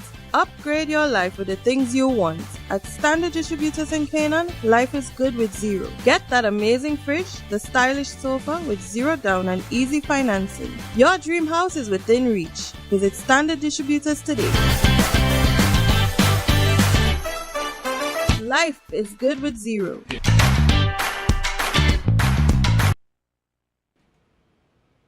Welcome back, viewers, and if you are now joining us, you just missed our 90 seconds news, so don't worry. I am Natalie Seeley Richardson, and we have a lot of guests coming up to have interesting conversations. I want to thank Chanel for, of course, representing well Monday through Thursdays. You always have interesting conversations with Chanel and her guests. And I know she wasn't feeling too well, but she held the fort very well. So thank you, Chanel, and I hope you do feel well soon. Our first guest this morning is Mr. Bishnu Raghunath, political analyst and, of course, a senior lecturer at UWI in the area of political science. And this morning we'll be talking about governance in Trinidad and Tobago, what it really means to you and me as citizens of this Republic nation. Good morning, Mr. Raghunath. Good morning. Pleasure to be here. And of course, this morning I want to start off our conversation in the area of governance. There are some words we use quite often in the public domain, and I think sometimes people don't really grasp, although it may be, a very simple idea. I want us to start looking at governance. What does it really mean when we talk about governance in terms of our country? Well, you see, this is one of the challenges that we faced in Trinidad and Tobago, and something that we need to look at carefully as we go forward into the future. There are two concepts, government and governance, and many a times we misinterpret and use one interchangeably with the other. It's two different concepts altogether.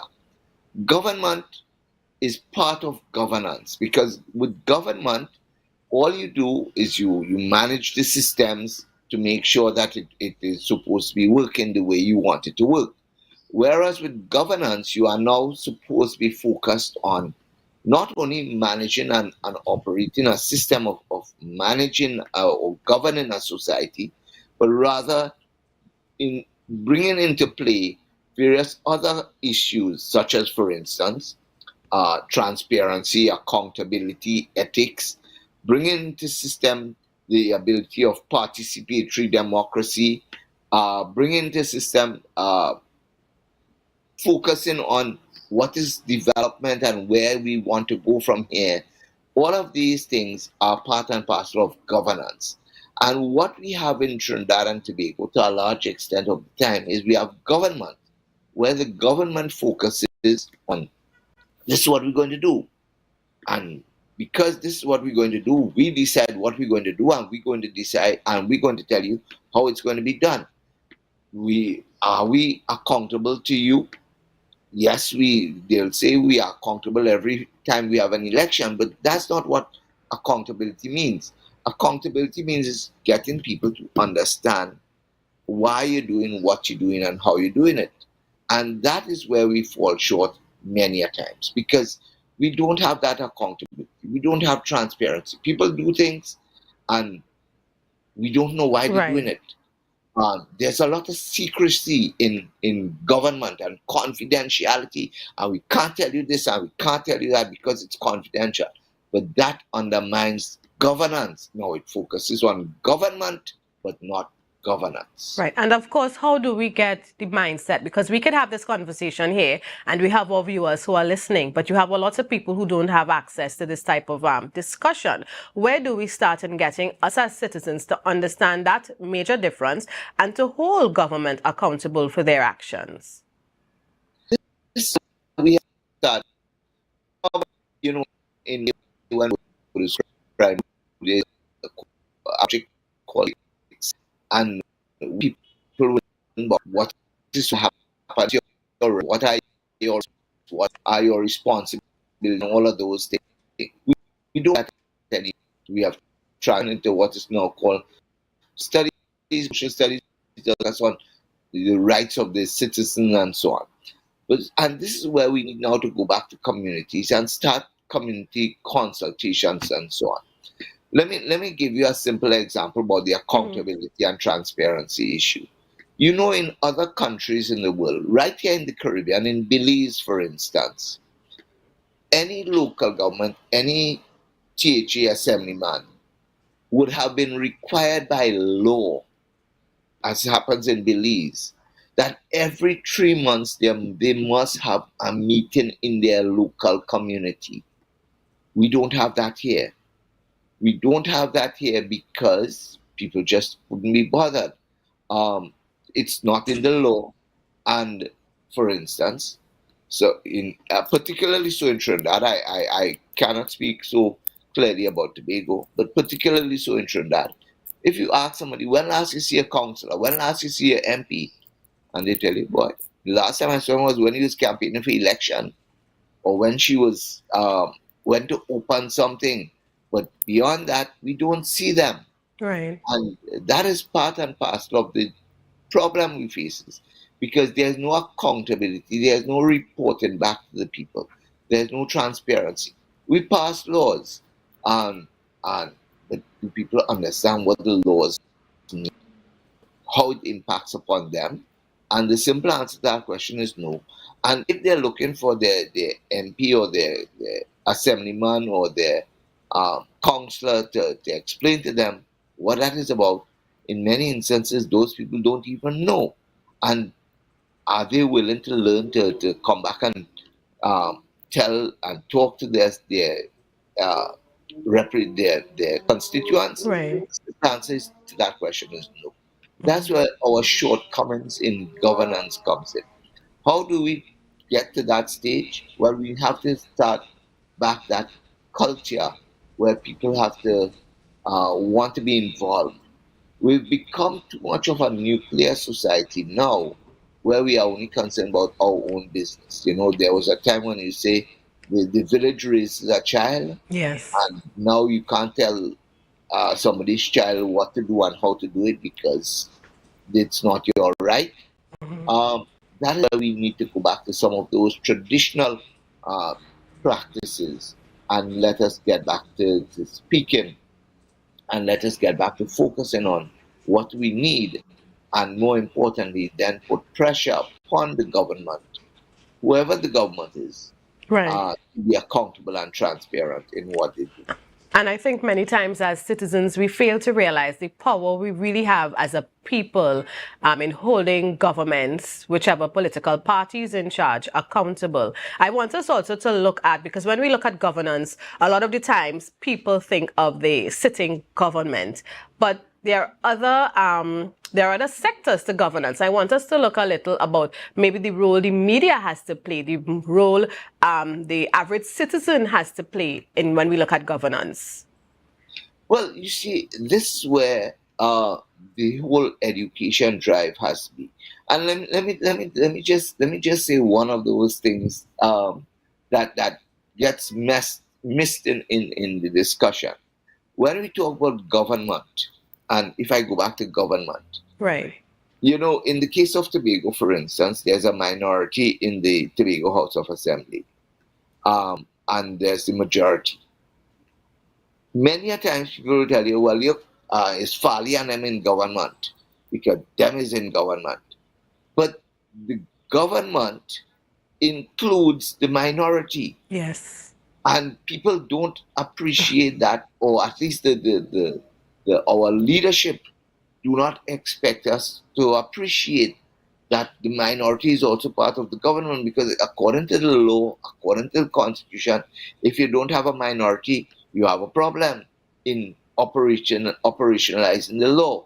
So the minority is also part of the government. So when you say you're blaming the government, in the case of Tobago, you're not only blaming Farley Augustine and his members of his cabinet and so on, his executive council, but you are also blaming the minority in the assembly. Mm-hmm. And that has to be also appreciated. A lot of times we don't do that. And this is where, for instance, you talk about the role of the media.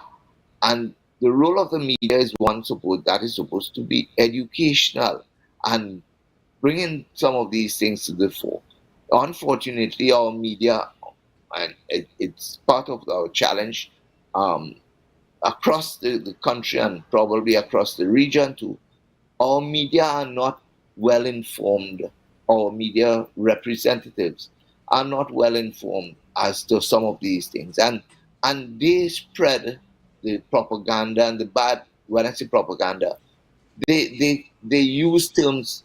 So when we talked earlier about governance, and they use these terms interchangeably in the media, and that is what people will understand it to be. Correct. And that's where the media has a responsibility and a right and a role to serve in that process of facilitating the educational process and the understanding of the even you mentioned the whole idea, as well as when we use the term government, we fail to realize it's those who are in charge and even who makes up the opposition, and in Tobago's case, the minority. And you mentioned, the media.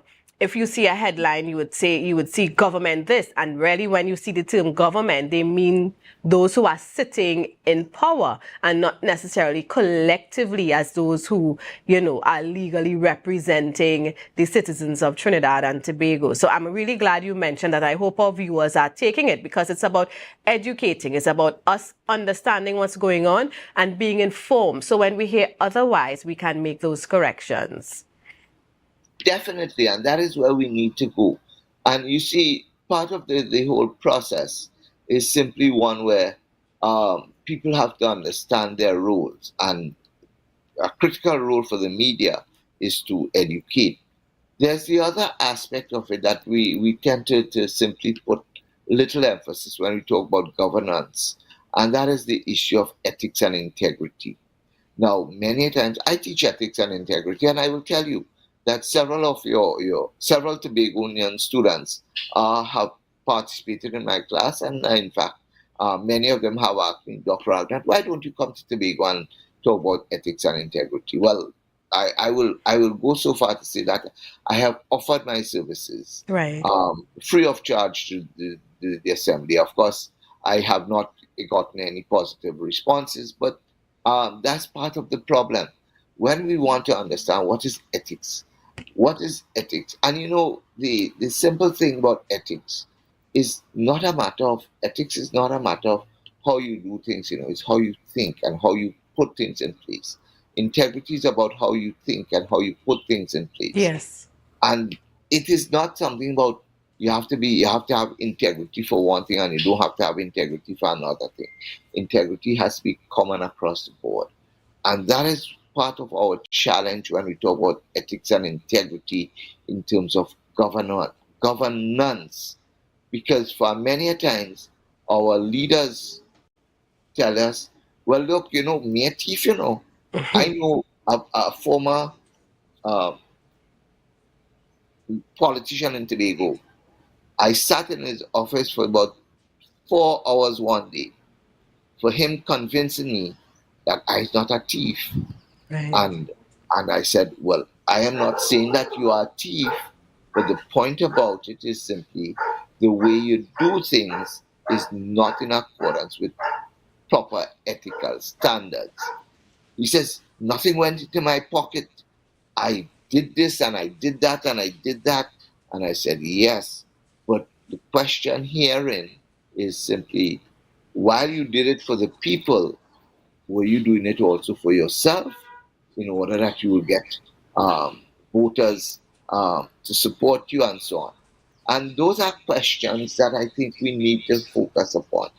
We need to treat with the whole question of ethics and integrity. And I am, unfortunately, while I know for a fact that there are many people in Tobago who have high ethical standards and their integrity is impeccable, the question is here, one, whether that transcends across the leadership for those in government and those holding office. And when I say those in government, let me be careful. I'm not only talking about the politicians.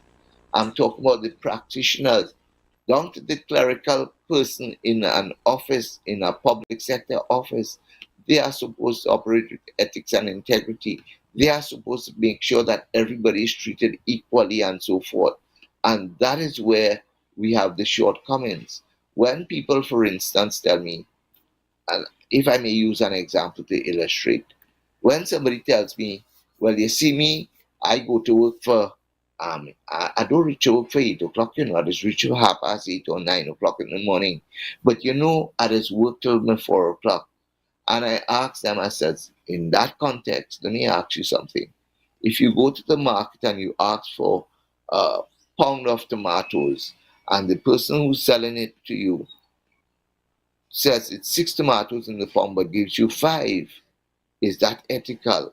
And they say, no, that person thieving. I say, and you are collecting a day's salary for work for between 8 a.m. and 4 p.m., but you're going to work for 9 o'clock. Are you not doing the same thing that the person in the market is doing? And then they say, no, don't call me a thief. And that's where we now have to start back and ask ourselves, culturally, in our own minds, how do we understand this whole question of ethics and integrity? How do we understand? Is it that some wrong things are okay and some wrong things are bad? Or it's right depending on who is doing it, and we put all these measures when we look at ethics. And I know that we can continue talking about this for quite a while, but we do have to wrap up now. And I really want to thank you for your time, Mr. Raghunath, for you, sharing with us. And again, I hope our viewers really, internalize the information. It's very important for us to understand these issues because we have to make decisions. We have the right to vote and we put persons in power. And remember, your government is not just those who won the elections, but it trickles down throughout the system. So let's keep that in mind, and we thank you again for spending time with us this morning on GMT. Viewers, we get ready for a break as we prepare for our next set of guests, so stay tuned.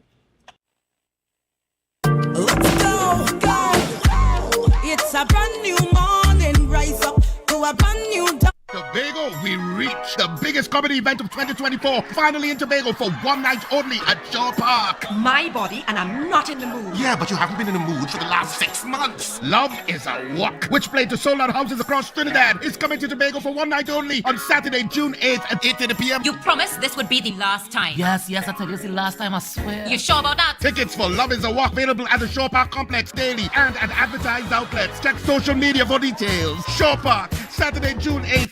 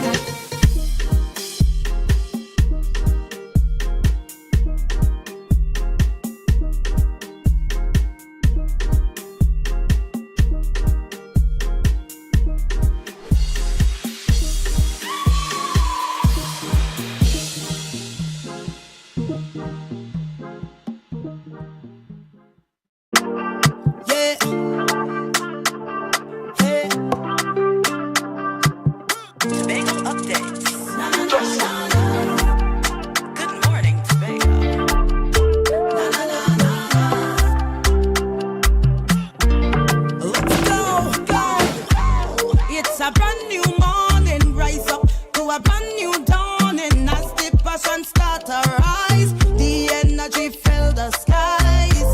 I say thanks for favor to wake up and hear my neighbor.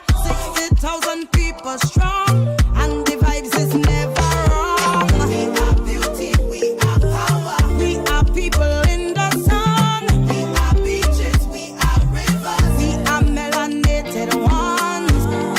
We special and there is no denying. Tobago is number one. I am you and you are me. Together we're stronger.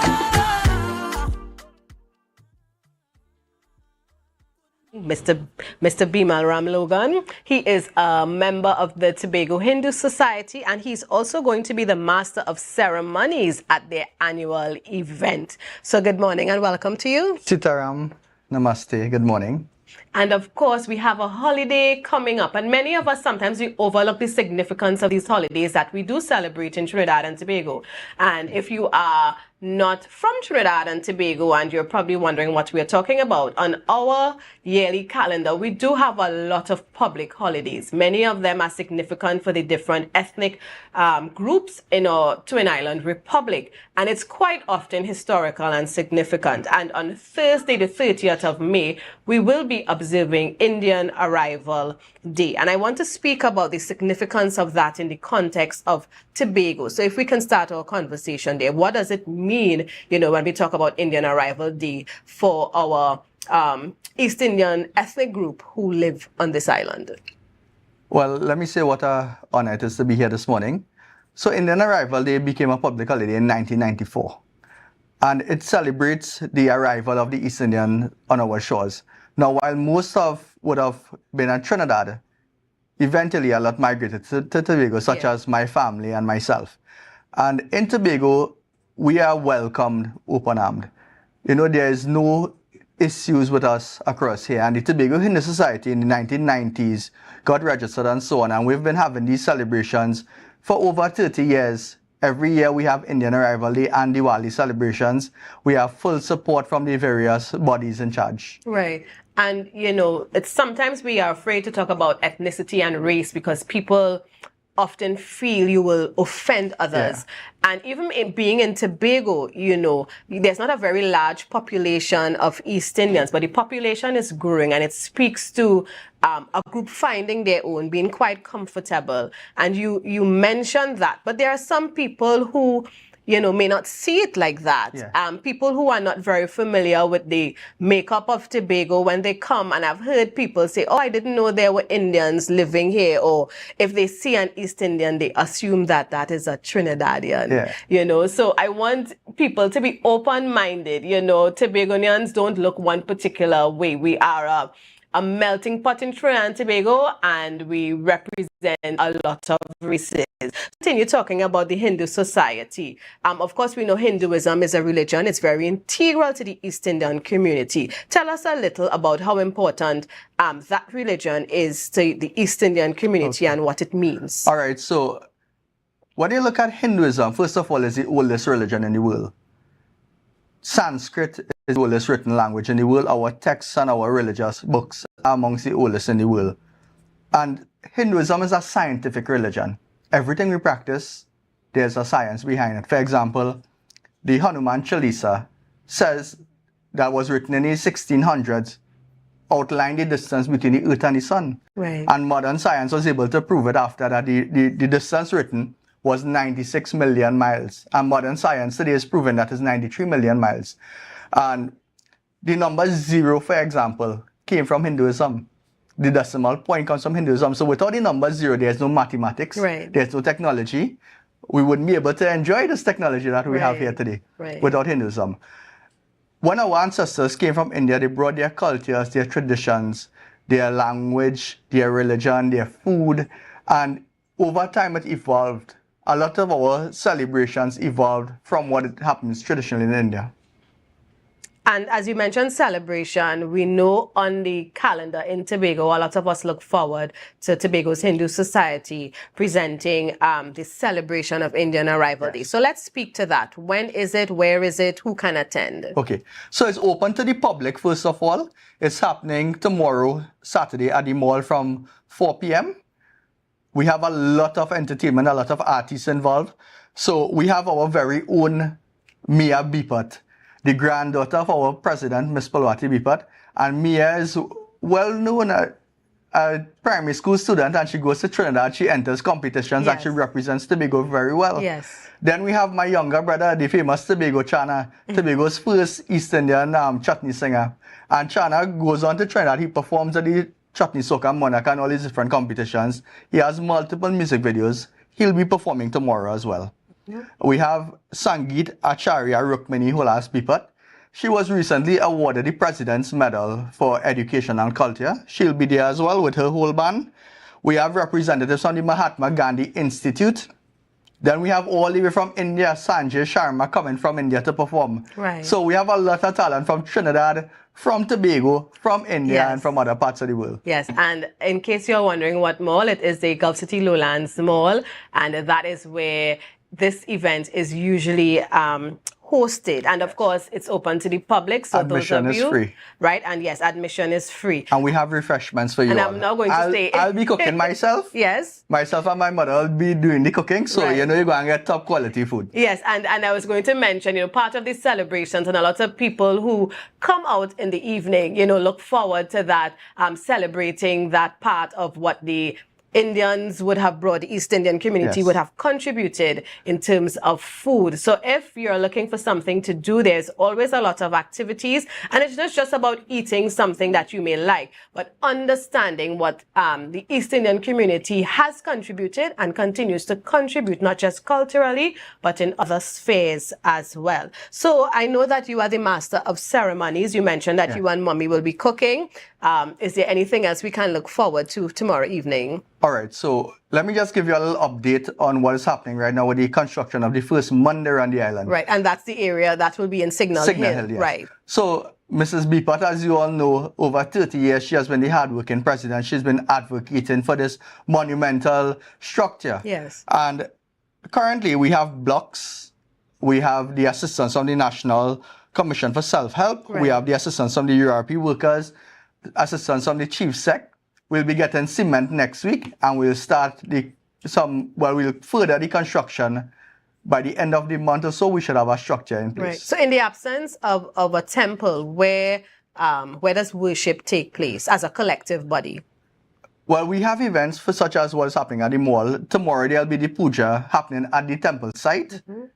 Sometimes we have pujas at the various members' house. So sometimes Miss Bipat would have it at her house. Sometimes my mother would have it at her house. Or other members would have the pujas at their house. Right. I know there's weekly satsangs that we attend with the Sai Center in Crown Point. So there are different ways and different forms of worship.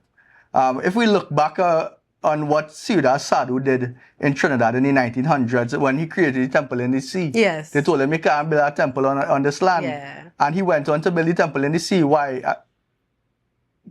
Prayer and worship comes from your heart. Right. You don't need a structure. Right. However, this structure would increase the visibility, the education, the knowledge, and talent, music, all these different things. Right. And of course, bring you together as a people, Correct. as a family, which I think is important when you speak about worship. And just to remind you, the Tobago Hindu Society presents its annual Indian Arrival Day celebrations 2024, and that is happening tomorrow. What time does the celebration begin? 3 p.m. Right, so 3 p.m. and we'll say 3 p.m. till, because we know after the official ceremony, there's a lot of mingling and socializing.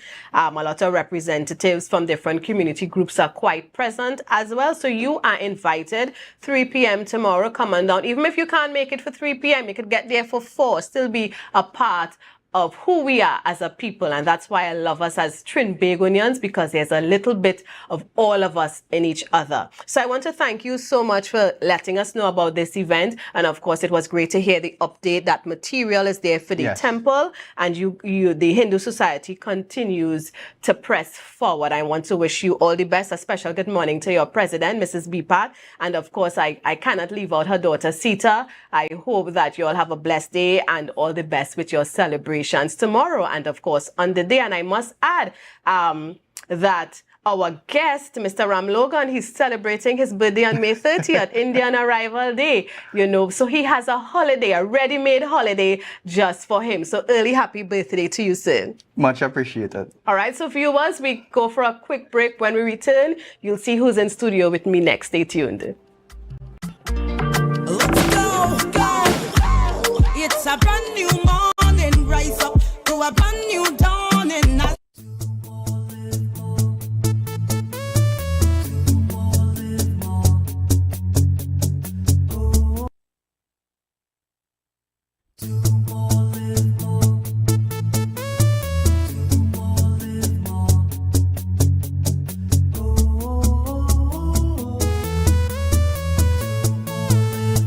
This is how it's gonna go. They better look up and look, 'cause this is your show, and everybody's gonna know. Say it to them once again. They better look up and look. This is your show, and everybody's gonna know. That's how it's gonna go. They better look up below, 'cause this is your show. You can now get whatever you need whenever you need it anywhere in Tobago with Tobago. Your meals, medication, groceries, and shopping all delivered directly to you. No more hassle, no more stress. Get the Tobago app today on Google Play or Apple App Store. That's TAPPOGO, and let us deliver to you. Check our website at www.tapogo.app or call the experts at 494-TOGO and 484-4746. Tobago. Relax. We will get it to you. Tobago's at your service. Coconut's Cafe, the buffet restaurant that specializes in all your tasty local dishes. For breakfast and for lunch. Breakfast includes coconut bake and sada roti, served with chokers, bull joil, and sausages in tomato sauce. Not forgetting beef and cheese pies, shepherd's pie, macaroni pie, and rice in various styles. Meat served in a variety of flavors, garden salads, and pasta salads. All this accompanied by fruit juices, coconut water, your choice of a great combination to appease your taste buds. So call us today to order, as we are here to accommodate your busy schedules or if you are having a cooking day off. Deltec Distributors Weekend Special. Wings Friday, 3 pounds wings, 2.5 kilogram fries. Special 100 TT. Soup Saturday, 2 pounds cube beef, 2 pounds cow heel, 2 pounds chicken foot, 2 pounds pigtail, or smoked bone. Special $150. Super Sunday, 3 pounds leg and thigh chicken, 3 pounds sliced pork, 3 pounds lamb slice, 3 pounds cheese, 2 pack of pasta. Special $250. Located Main Road, Argyle, Tobago. We deliver 20 TT. Contact us on deltecdistributors.com 395-5040 or 237-0102. Deltec Distributors Weekend Special.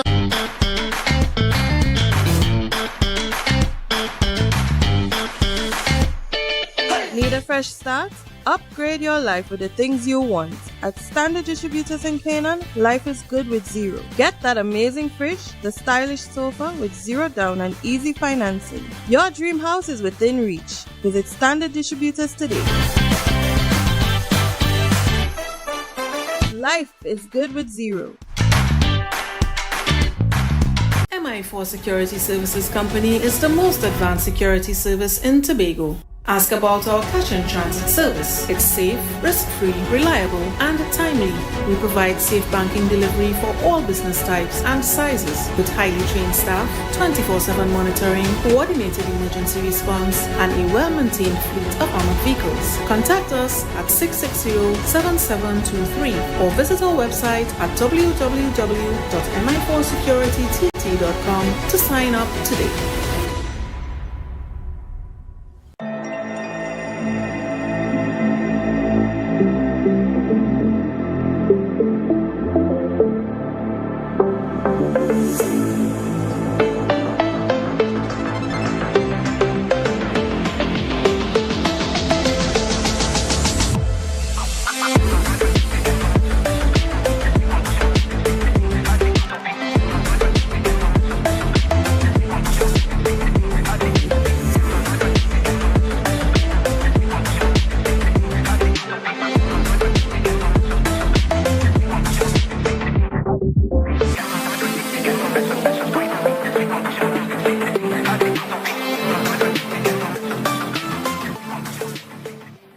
Rotisserie, mouth-watering fries, salads, combos, and specials galore. Feeling for something to eat? Come and see. Our rotisserie is seasoned to the T. Kicking chicken, masala, and jerk roast. Crispy fries made from scratch. Who do you know can't beat that? Or salads freshly cut and packed. When you taste it, you'll be wanting to come back. So come check us out on number 2 Robinson Street, Uptown Scarborough, Tobago. We open on Saturday nights from 7:30 to 11:30 p.m. Monday to Thursday, we're open from 10 a.m. to 9:30 p.m. and on Friday, 10 a.m. to 4:30 p.m. Contact us at 772-7443 and all social media handles at The Rotisserie Factory. Yeah. Hey. Tobago updates. Good morning, Tobago.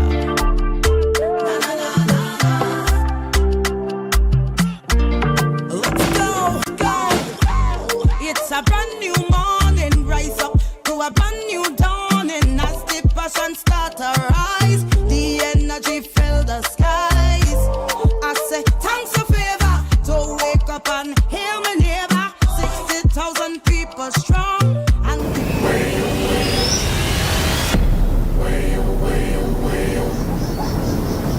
So, you wanted to talk? We would like you to consider running in the upcoming elections. Me? How could you? How could you, Jamal? Do this thing, Sharon. Tell me, Calvin, are you a good lover? $20,000 a month. That's a lot of money. I'm worth it. I feed you, and it's my religion have you alive up to today. So never you again criticize and talk about my religion. Shame yourself, your husband, your child, me, your mother, everybody in the family. We feel mad and chemistry. We even went on our first dates together. Yeah, but we are not going to jail together. We have to talk about this. I don't want to talk about it.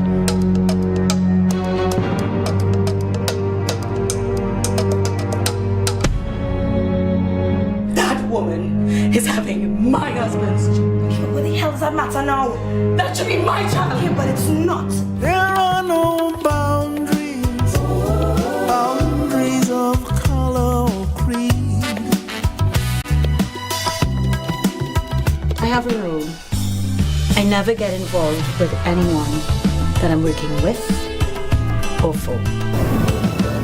Is there something you want to tell me? Not now. We're not just gonna bend them, are we?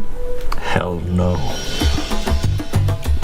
Passion, love, and human emotions collide with absolutely no boundaries. No Boundary 2024. Coming soon to a theater near you. Welcome back, viewers, and we just saw a trailer of No Boundaries 2024, and if you haven't heard about that, you have been under a rock. So let me introduce our guest this morning. Sitting with me, Dwayne White Jr., resident actor at the Tobago Performing Arts Company known as TPAC, and of course Regine Daniel, makeup artist and special effect makeup artist, let me add that, and she's also part of TPAC as well. She works along with TPAC on a lot of their productions. Good morning. Good morning. Morning, good morning. Right, and they're smiling because I was teasing both of them. This is No Boundaries. Now, this is huge. Some of you may not know about that series. So I'm going to date myself a bit this morning because I looked at that original series, not like a rerun playback years later, but when it first hit our screens in Trinidad and Tobago. And it was one of those shows that I just had to see as, you know, I don't want to age myself, as a young person, let me leave it like that, right? And because there was so much drama and some of the characters that stood out to me even now. I mean, Hansley Ajoda, you had Alison Brown and the likes of, you know, these huge personalities. And here we have two Tobagonians who are closely connected and associated with the No Boundaries return of the No Boundaries TV series that is hitting big screen next week. So let me just start one time with Regine. Now, you are a makeup artist. Tell us, what is your role in this production? Right, so I was the key makeup artist on set for No Boundaries. I worked along, you know, hair and wardrobe as well. So really just create the characters in terms of get the essence of the characters from the script and kind of envision what they would look like on a day-to-day basis, how their faces would look, how they would present themselves to society. And in the script, there are a lot of, you know, lovely ladies, characters that would, you know, like to look a particular way. So I was really, my job was to make sure that that translated on screen. And I don't think sometimes we realize outside of the actors on screen how much happens behind the scenes, and even just applying makeup. Here you have to be consistent because your physical look of these characters have to exist throughout the entire, you know, series. And I want us to really understand the importance of what, because sometimes we say, oh, that's just a makeup artist, she just applied. But it's much more than that, you know. And I really want to big you up and make sure you are recognized because it's no easy task to have that. The mental notes you have to take and, you know, understand, as you say, you're helping bringing that character to life. You know, talk a little bit about the special effects. Where did you get your training? I've seen some of your work in TPAC's production where, you know, you take a regular looking person like me and at the end I'm transformed into a blue devil or a Medusa looking kind of character, you know. So tell us a little about your training and what that encompasses. Yes, well, I started off doing special effects makeup, just basically practicing because I have a theater background and I, you know, wanted to get into doing makeup to kind of bring these characters to life. So I would have done little stuff on YouTube or whatever I could find. And then eventually I took some short courses with Stephen Taylor in Trinidad. He's a special effects makeup artist that's now abroad as well. And I studied abroad at CMU, College of Makeup, Art and Design, to really, you know, learn a lot more about special effects and to probably or hopefully, you know, bring it to Tobago and, you know, highlight it in a different way and use it to tell our stories. So that was my main goal behind doing special effects makeup, and continuously that's what I try to do. And what's the process like in order for you to land, you know, land being this makeup artist on such a big local production? Well, in terms of process, I mean, with film, the film community in Trinidad and Tobago is, you know, quite small still. It's growing, but it's still small. So, you know, working on different productions with different people, you meet different people that could, you know, recommend you for a particular job, and they'll be like, oh, you know, who's a good person to do this, and they'll put it on. And she's saying it so quietly and nicely. Let me tell you, if she's recommended, her work speaks for itself. She has to be awesome, right? And to be a part of this, I mean, because this is huge for the local film industry, and not just local, but it's going to be throughout the Caribbean region. So when you have the credits and stuff, you know, you see Regine Daniel, makeup artist, so however it's going to be described, you are part of. And this is history in the making as well, you know, and you are part of it. Yes, it's exciting. It's really exciting. I'm really honored to just be a part of it. And I'm just excited to see everything on the day of the premiere. Right? And let me switch focus to Mr. Dwayne White Jr., resident actor, and he will tell us a little bit, because we can't know too much. We have to go and see the film, right? So he's going to tell us a little about the role he played, the name of his character, and how he got involved in being a part of this No Boundaries remake. Well, good morning again, Tobago. I love the arts. So I got involved with Dr. Cyril Collier. He recommended me for a role and I auditioned and I got the role of Calvin Wells. Yeah. So remember that, right? Calvin Wells. So when you go check out the premiere or whenever you view it, you're looking for not Dwayne, but you're looking for Calvin.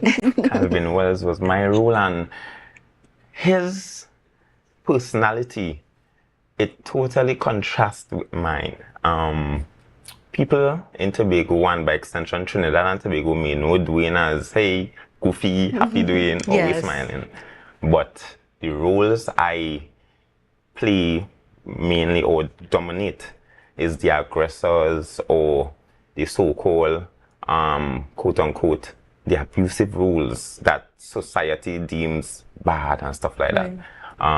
It takes a lot to put on that kind of persona. Right. And how do you really even prepare mentally? Because as you said, it's so opposite to who you are as a person. How do you mentally prepare yourself and bring these characters to life? Well, with my study at the University of the West Indies, we learn various techniques, and one of the techniques we use mainly is the Stanislavski technique. That involves sense memory and emotional memory, using, let's say, a past event to trigger an emotion. But you're not using the past event, you're using the emotions of that past event, to trigger the emotion that you are wanting to feel now. And that can be traumatizing if you don't have an experienced person to take you out of it, or let's say a psychologist that you can go to. But it's controlled. We have an awesome director who have training in that field, Rishon Pierre. So this role of Calvin Wells, he's a young man in those times who don't like work but like to reap the rewards and benefits of work. Yeah. So sounds like, unfortunately, some people we have around even today, yes? It's quite relevant. It's quite relevant. Yeah, in those times, and he was young age of 24 years of old, and in those times when your granny tell you that's Mother Miriam, played by Dr. Eastlyn Mackenzie, sweep the yard, fold up the clothes, Calvin just go down the road. He go and play, he go by the wappy. Calvin is his own man. Calvin is his own man. Yeah. And he got himself mixed up in a lot of trouble. Made a lot of bad decisions. Got himself mixed up in money troubles, in woman troubles. And if you want to know how it turns out, you have to make sure and stay tuned. And I want viewers, look at the flyer. Do you recognize anybody who's in studio with me there? You're seeing Calvin right there, played by, of course, Dwayne. How long did this production take place, and in terms of you being a part of it, what kind of hours we're looking at, your time? Well, we started filming. It was like a 2 week. A 2 week, 2 weeks run. Yeah, and we had within that 2 weeks, I had 2, 3. Well, Reggie, I know it is off. Because she is working on everybody. I had 2 days off. 2 days off, and then within that day I was still there. The experience was great. So I consider no days off. Yeah. But is this the first time working on a film like this? No. My first film was with Jared Primer and The Witness. It's on YouTube via Triple Spade Studios. Yes. But that was my first film. So this will be my second official second film. and I see myself grown, yeah, from the witness to no boundaries, with training in between, that is. Yes, yeah, definitely. And with Calvin Wells now, a lot of the youths in Trinidad and Tobago will relate, or can relate. Right. Yeah, because he means well. He really means well. Well, it's Calvin Wells. Yeah. He really means well. Yes. But it's just depicting how the decision making that our youths in the country making right now for themselves, and what can be the repercussions or consequences of these decisions. Right. And yeah. And I really appreciate the idea of taking something that existed then, and we have Mr. Horace Wilson, who would have written this new series, you know, taking aspects of it, the kind of feel, and having it modernized so that it can, whether you were like me and looked at it then, or you never heard of it and going to see it for the very first time and be a part of that experience. Tell us about the red carpet event, when it will be premiered, because I know many of us here, we want to be a part of it. Yes. Well, the red carpet event will be taking place at Movie Town, Trinidad, Port of Spain. That's Monday the 26th. 27th. Yes, Monday the 27th from 6 p.m. to 9 p.m. Then, on the 29th, the viewers of the nation can have an opportunity to see this local film in all movie towns on the 29th. I can't remember what time they may premiere it on the 29th, but it will be open to the nation. Right. So, and you know, I don't want to be facetious, but sometimes we hear nation and they leave out Tobago still, right? But Tobago is not going to be left out. It's going to be premiered here as well at Movie Town. And you all know you all love to use social media, so I'm sure you'll find the time and you will know how to be a part of that big event. I want us to put up the flyer one more time. I want us to look at Mr. White there as Calvin, and I'm asking the producer to leave that there for just a few seconds, because when I ask him what role he playing, he's like, a little supporting role, and I say, but I rarely seeing you big and large on the flyer. You understand? So, you know, we have two humble young people in studio. I really appreciate, and I will share all the excitement on their behalf because I am excited about it. So thank you very much. And we, you know, No Boundaries 2024, we have two young Tobagonians who play an integral part. We also have Tobagonian Dr. Mac as well, as she's fondly called, and we know when she hits the screen, it cannot be any more legit. And she was my grandmother in the film. Right, so we know she had Calvin under some heavy manners, even though based on what Dwayne is telling us, he may have resisted, but we know when Dr. Mac hits the screen, we're talking about serious stuff. In wrapping up, we have a lot of people, young people who are listening. Some of them are in, you know, theater arts for CSEC and really wanting to hone that craft. And I'm so glad we are opening up in creatives, because when I was in school, you couldn't come home and say you want to do art and drama. That's like, what you're going to do with that? But here we have an emergence of brilliant minds bringing, you know, theater and different art forms to life. What maybe I should like to talk to the parents first, who may have children who are so inclined and want to express themselves in that way. I would say at a very tender age, I was a creative and still am. My parents were also the old schools who said, well, it's a hobby rather than a career. But, you know, I kind of rebellious. I'm a rebellious youth. And he said he plays opposite his characters, but Calvin rebellious too, right? I'm rebellious. So I mean, the dice me love. Right. You know, I want to dub in that a little bit. I grew up around song engineering, so that's my second nature. Okay. My father, CHC songs, so I know I know it. Yes. So I love theater, and what I want to say to the youths out there, I mean, a lot of our youths are gravitating to the arts, whether it's makeup or acting or dance or craft, carnival, all genres of the arts. And I would say parents who are already doing it, kudos, but who can give a little leeway to see what they use with their cultural resource, because there's actually sleeping resources these youths are tapping into knowingly or not knowingly. Yeah. Yeah. A lot of sleeping resources are being used by the youths or contemporizing tradition and not forgetting the essence of the cultural now. Yeah. Yeah. So I would say let's see what the youths have to offer. Yes, definitely. See what us youths have to offer.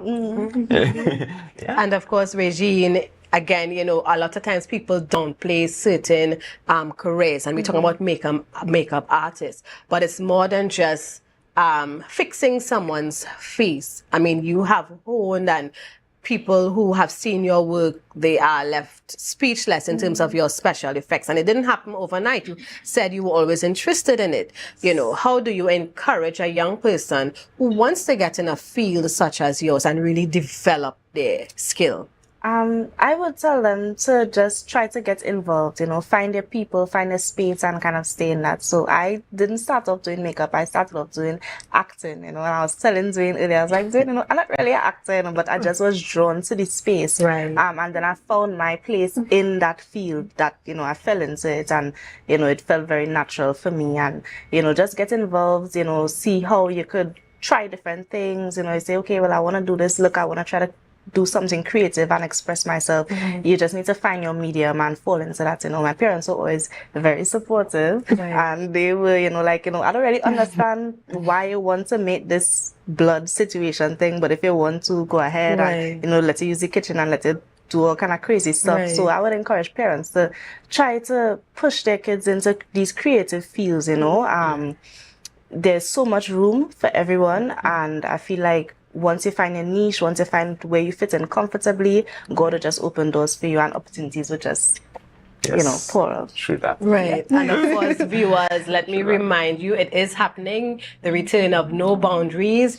Go out, support it. We have our makeup artist, Regine Daniel. We have Dwayne. I'm just thinking of Calvin, so I go to tell him Calvin again, right? It's so funny because I know we have to wrap up, but I'm so excited about this production and what it means, not just for the new generation, but for those of us who would have sat and looked at the original on the big back TV and that kind of thing, right? What it really means, and to have Tobagonians represent it. For me, that is so significant in something like this happening nationally, and Tobago is holding their own. It speaks to the development of what's happening as well in the creative industry. And for those of you who are in, kudos to you, kudos to both of you here. Continue doing what you do. Share the interest. And parents, again, you heard the advice. Give the young ones a little chance, steer them, let them experiment. And I think for many of us who go to school abroad, when we go to school and we see others emerge in their culture, sometimes we miss that. And I think if we expose our children to the creative arts from young when they go abroad, and sometimes we don't know where this can take us, it becomes quite, relevant. Yeah, exactly. And we have a wide diaspora in the nation here. In Trinidad and Tobago, we have a wide diaspora, so we can actually have some sort of cultural knowledge. Yes. Let them have that cultural knowledge, All right. So thank you so much for spending time with us and be a part of that premiere at Movie Town. Again, sorry we don't have the exact time, but we'll get it out to you on our social media page as well and let you know the time and how you can be a part of it. And all the best on the red carpet event. Dress up, enjoy yourselves, represent. So thank you so much. Viewers, thank you for sitting with me this morning. I know you have stuff to do, but some of you all are listening in still. We really appreciate it. And thank you for being with us here on GMT. And Chanel will pick up from Monday morning. And as I always say, Friday begins the weekend for us here in Trinidad and Tobago. But be safe. It's a brand new morning, rise up to a brand new dawning. As the passion start to rise, the energy fill the skies. I say thanks for favor to wake up and hear my neighbor. 60,000 people strong, and the vibes is never. You're viewing Tobago Updates Television, your exclusive gateway to Tobago, broadcasting the beauty of this island paradise to the world.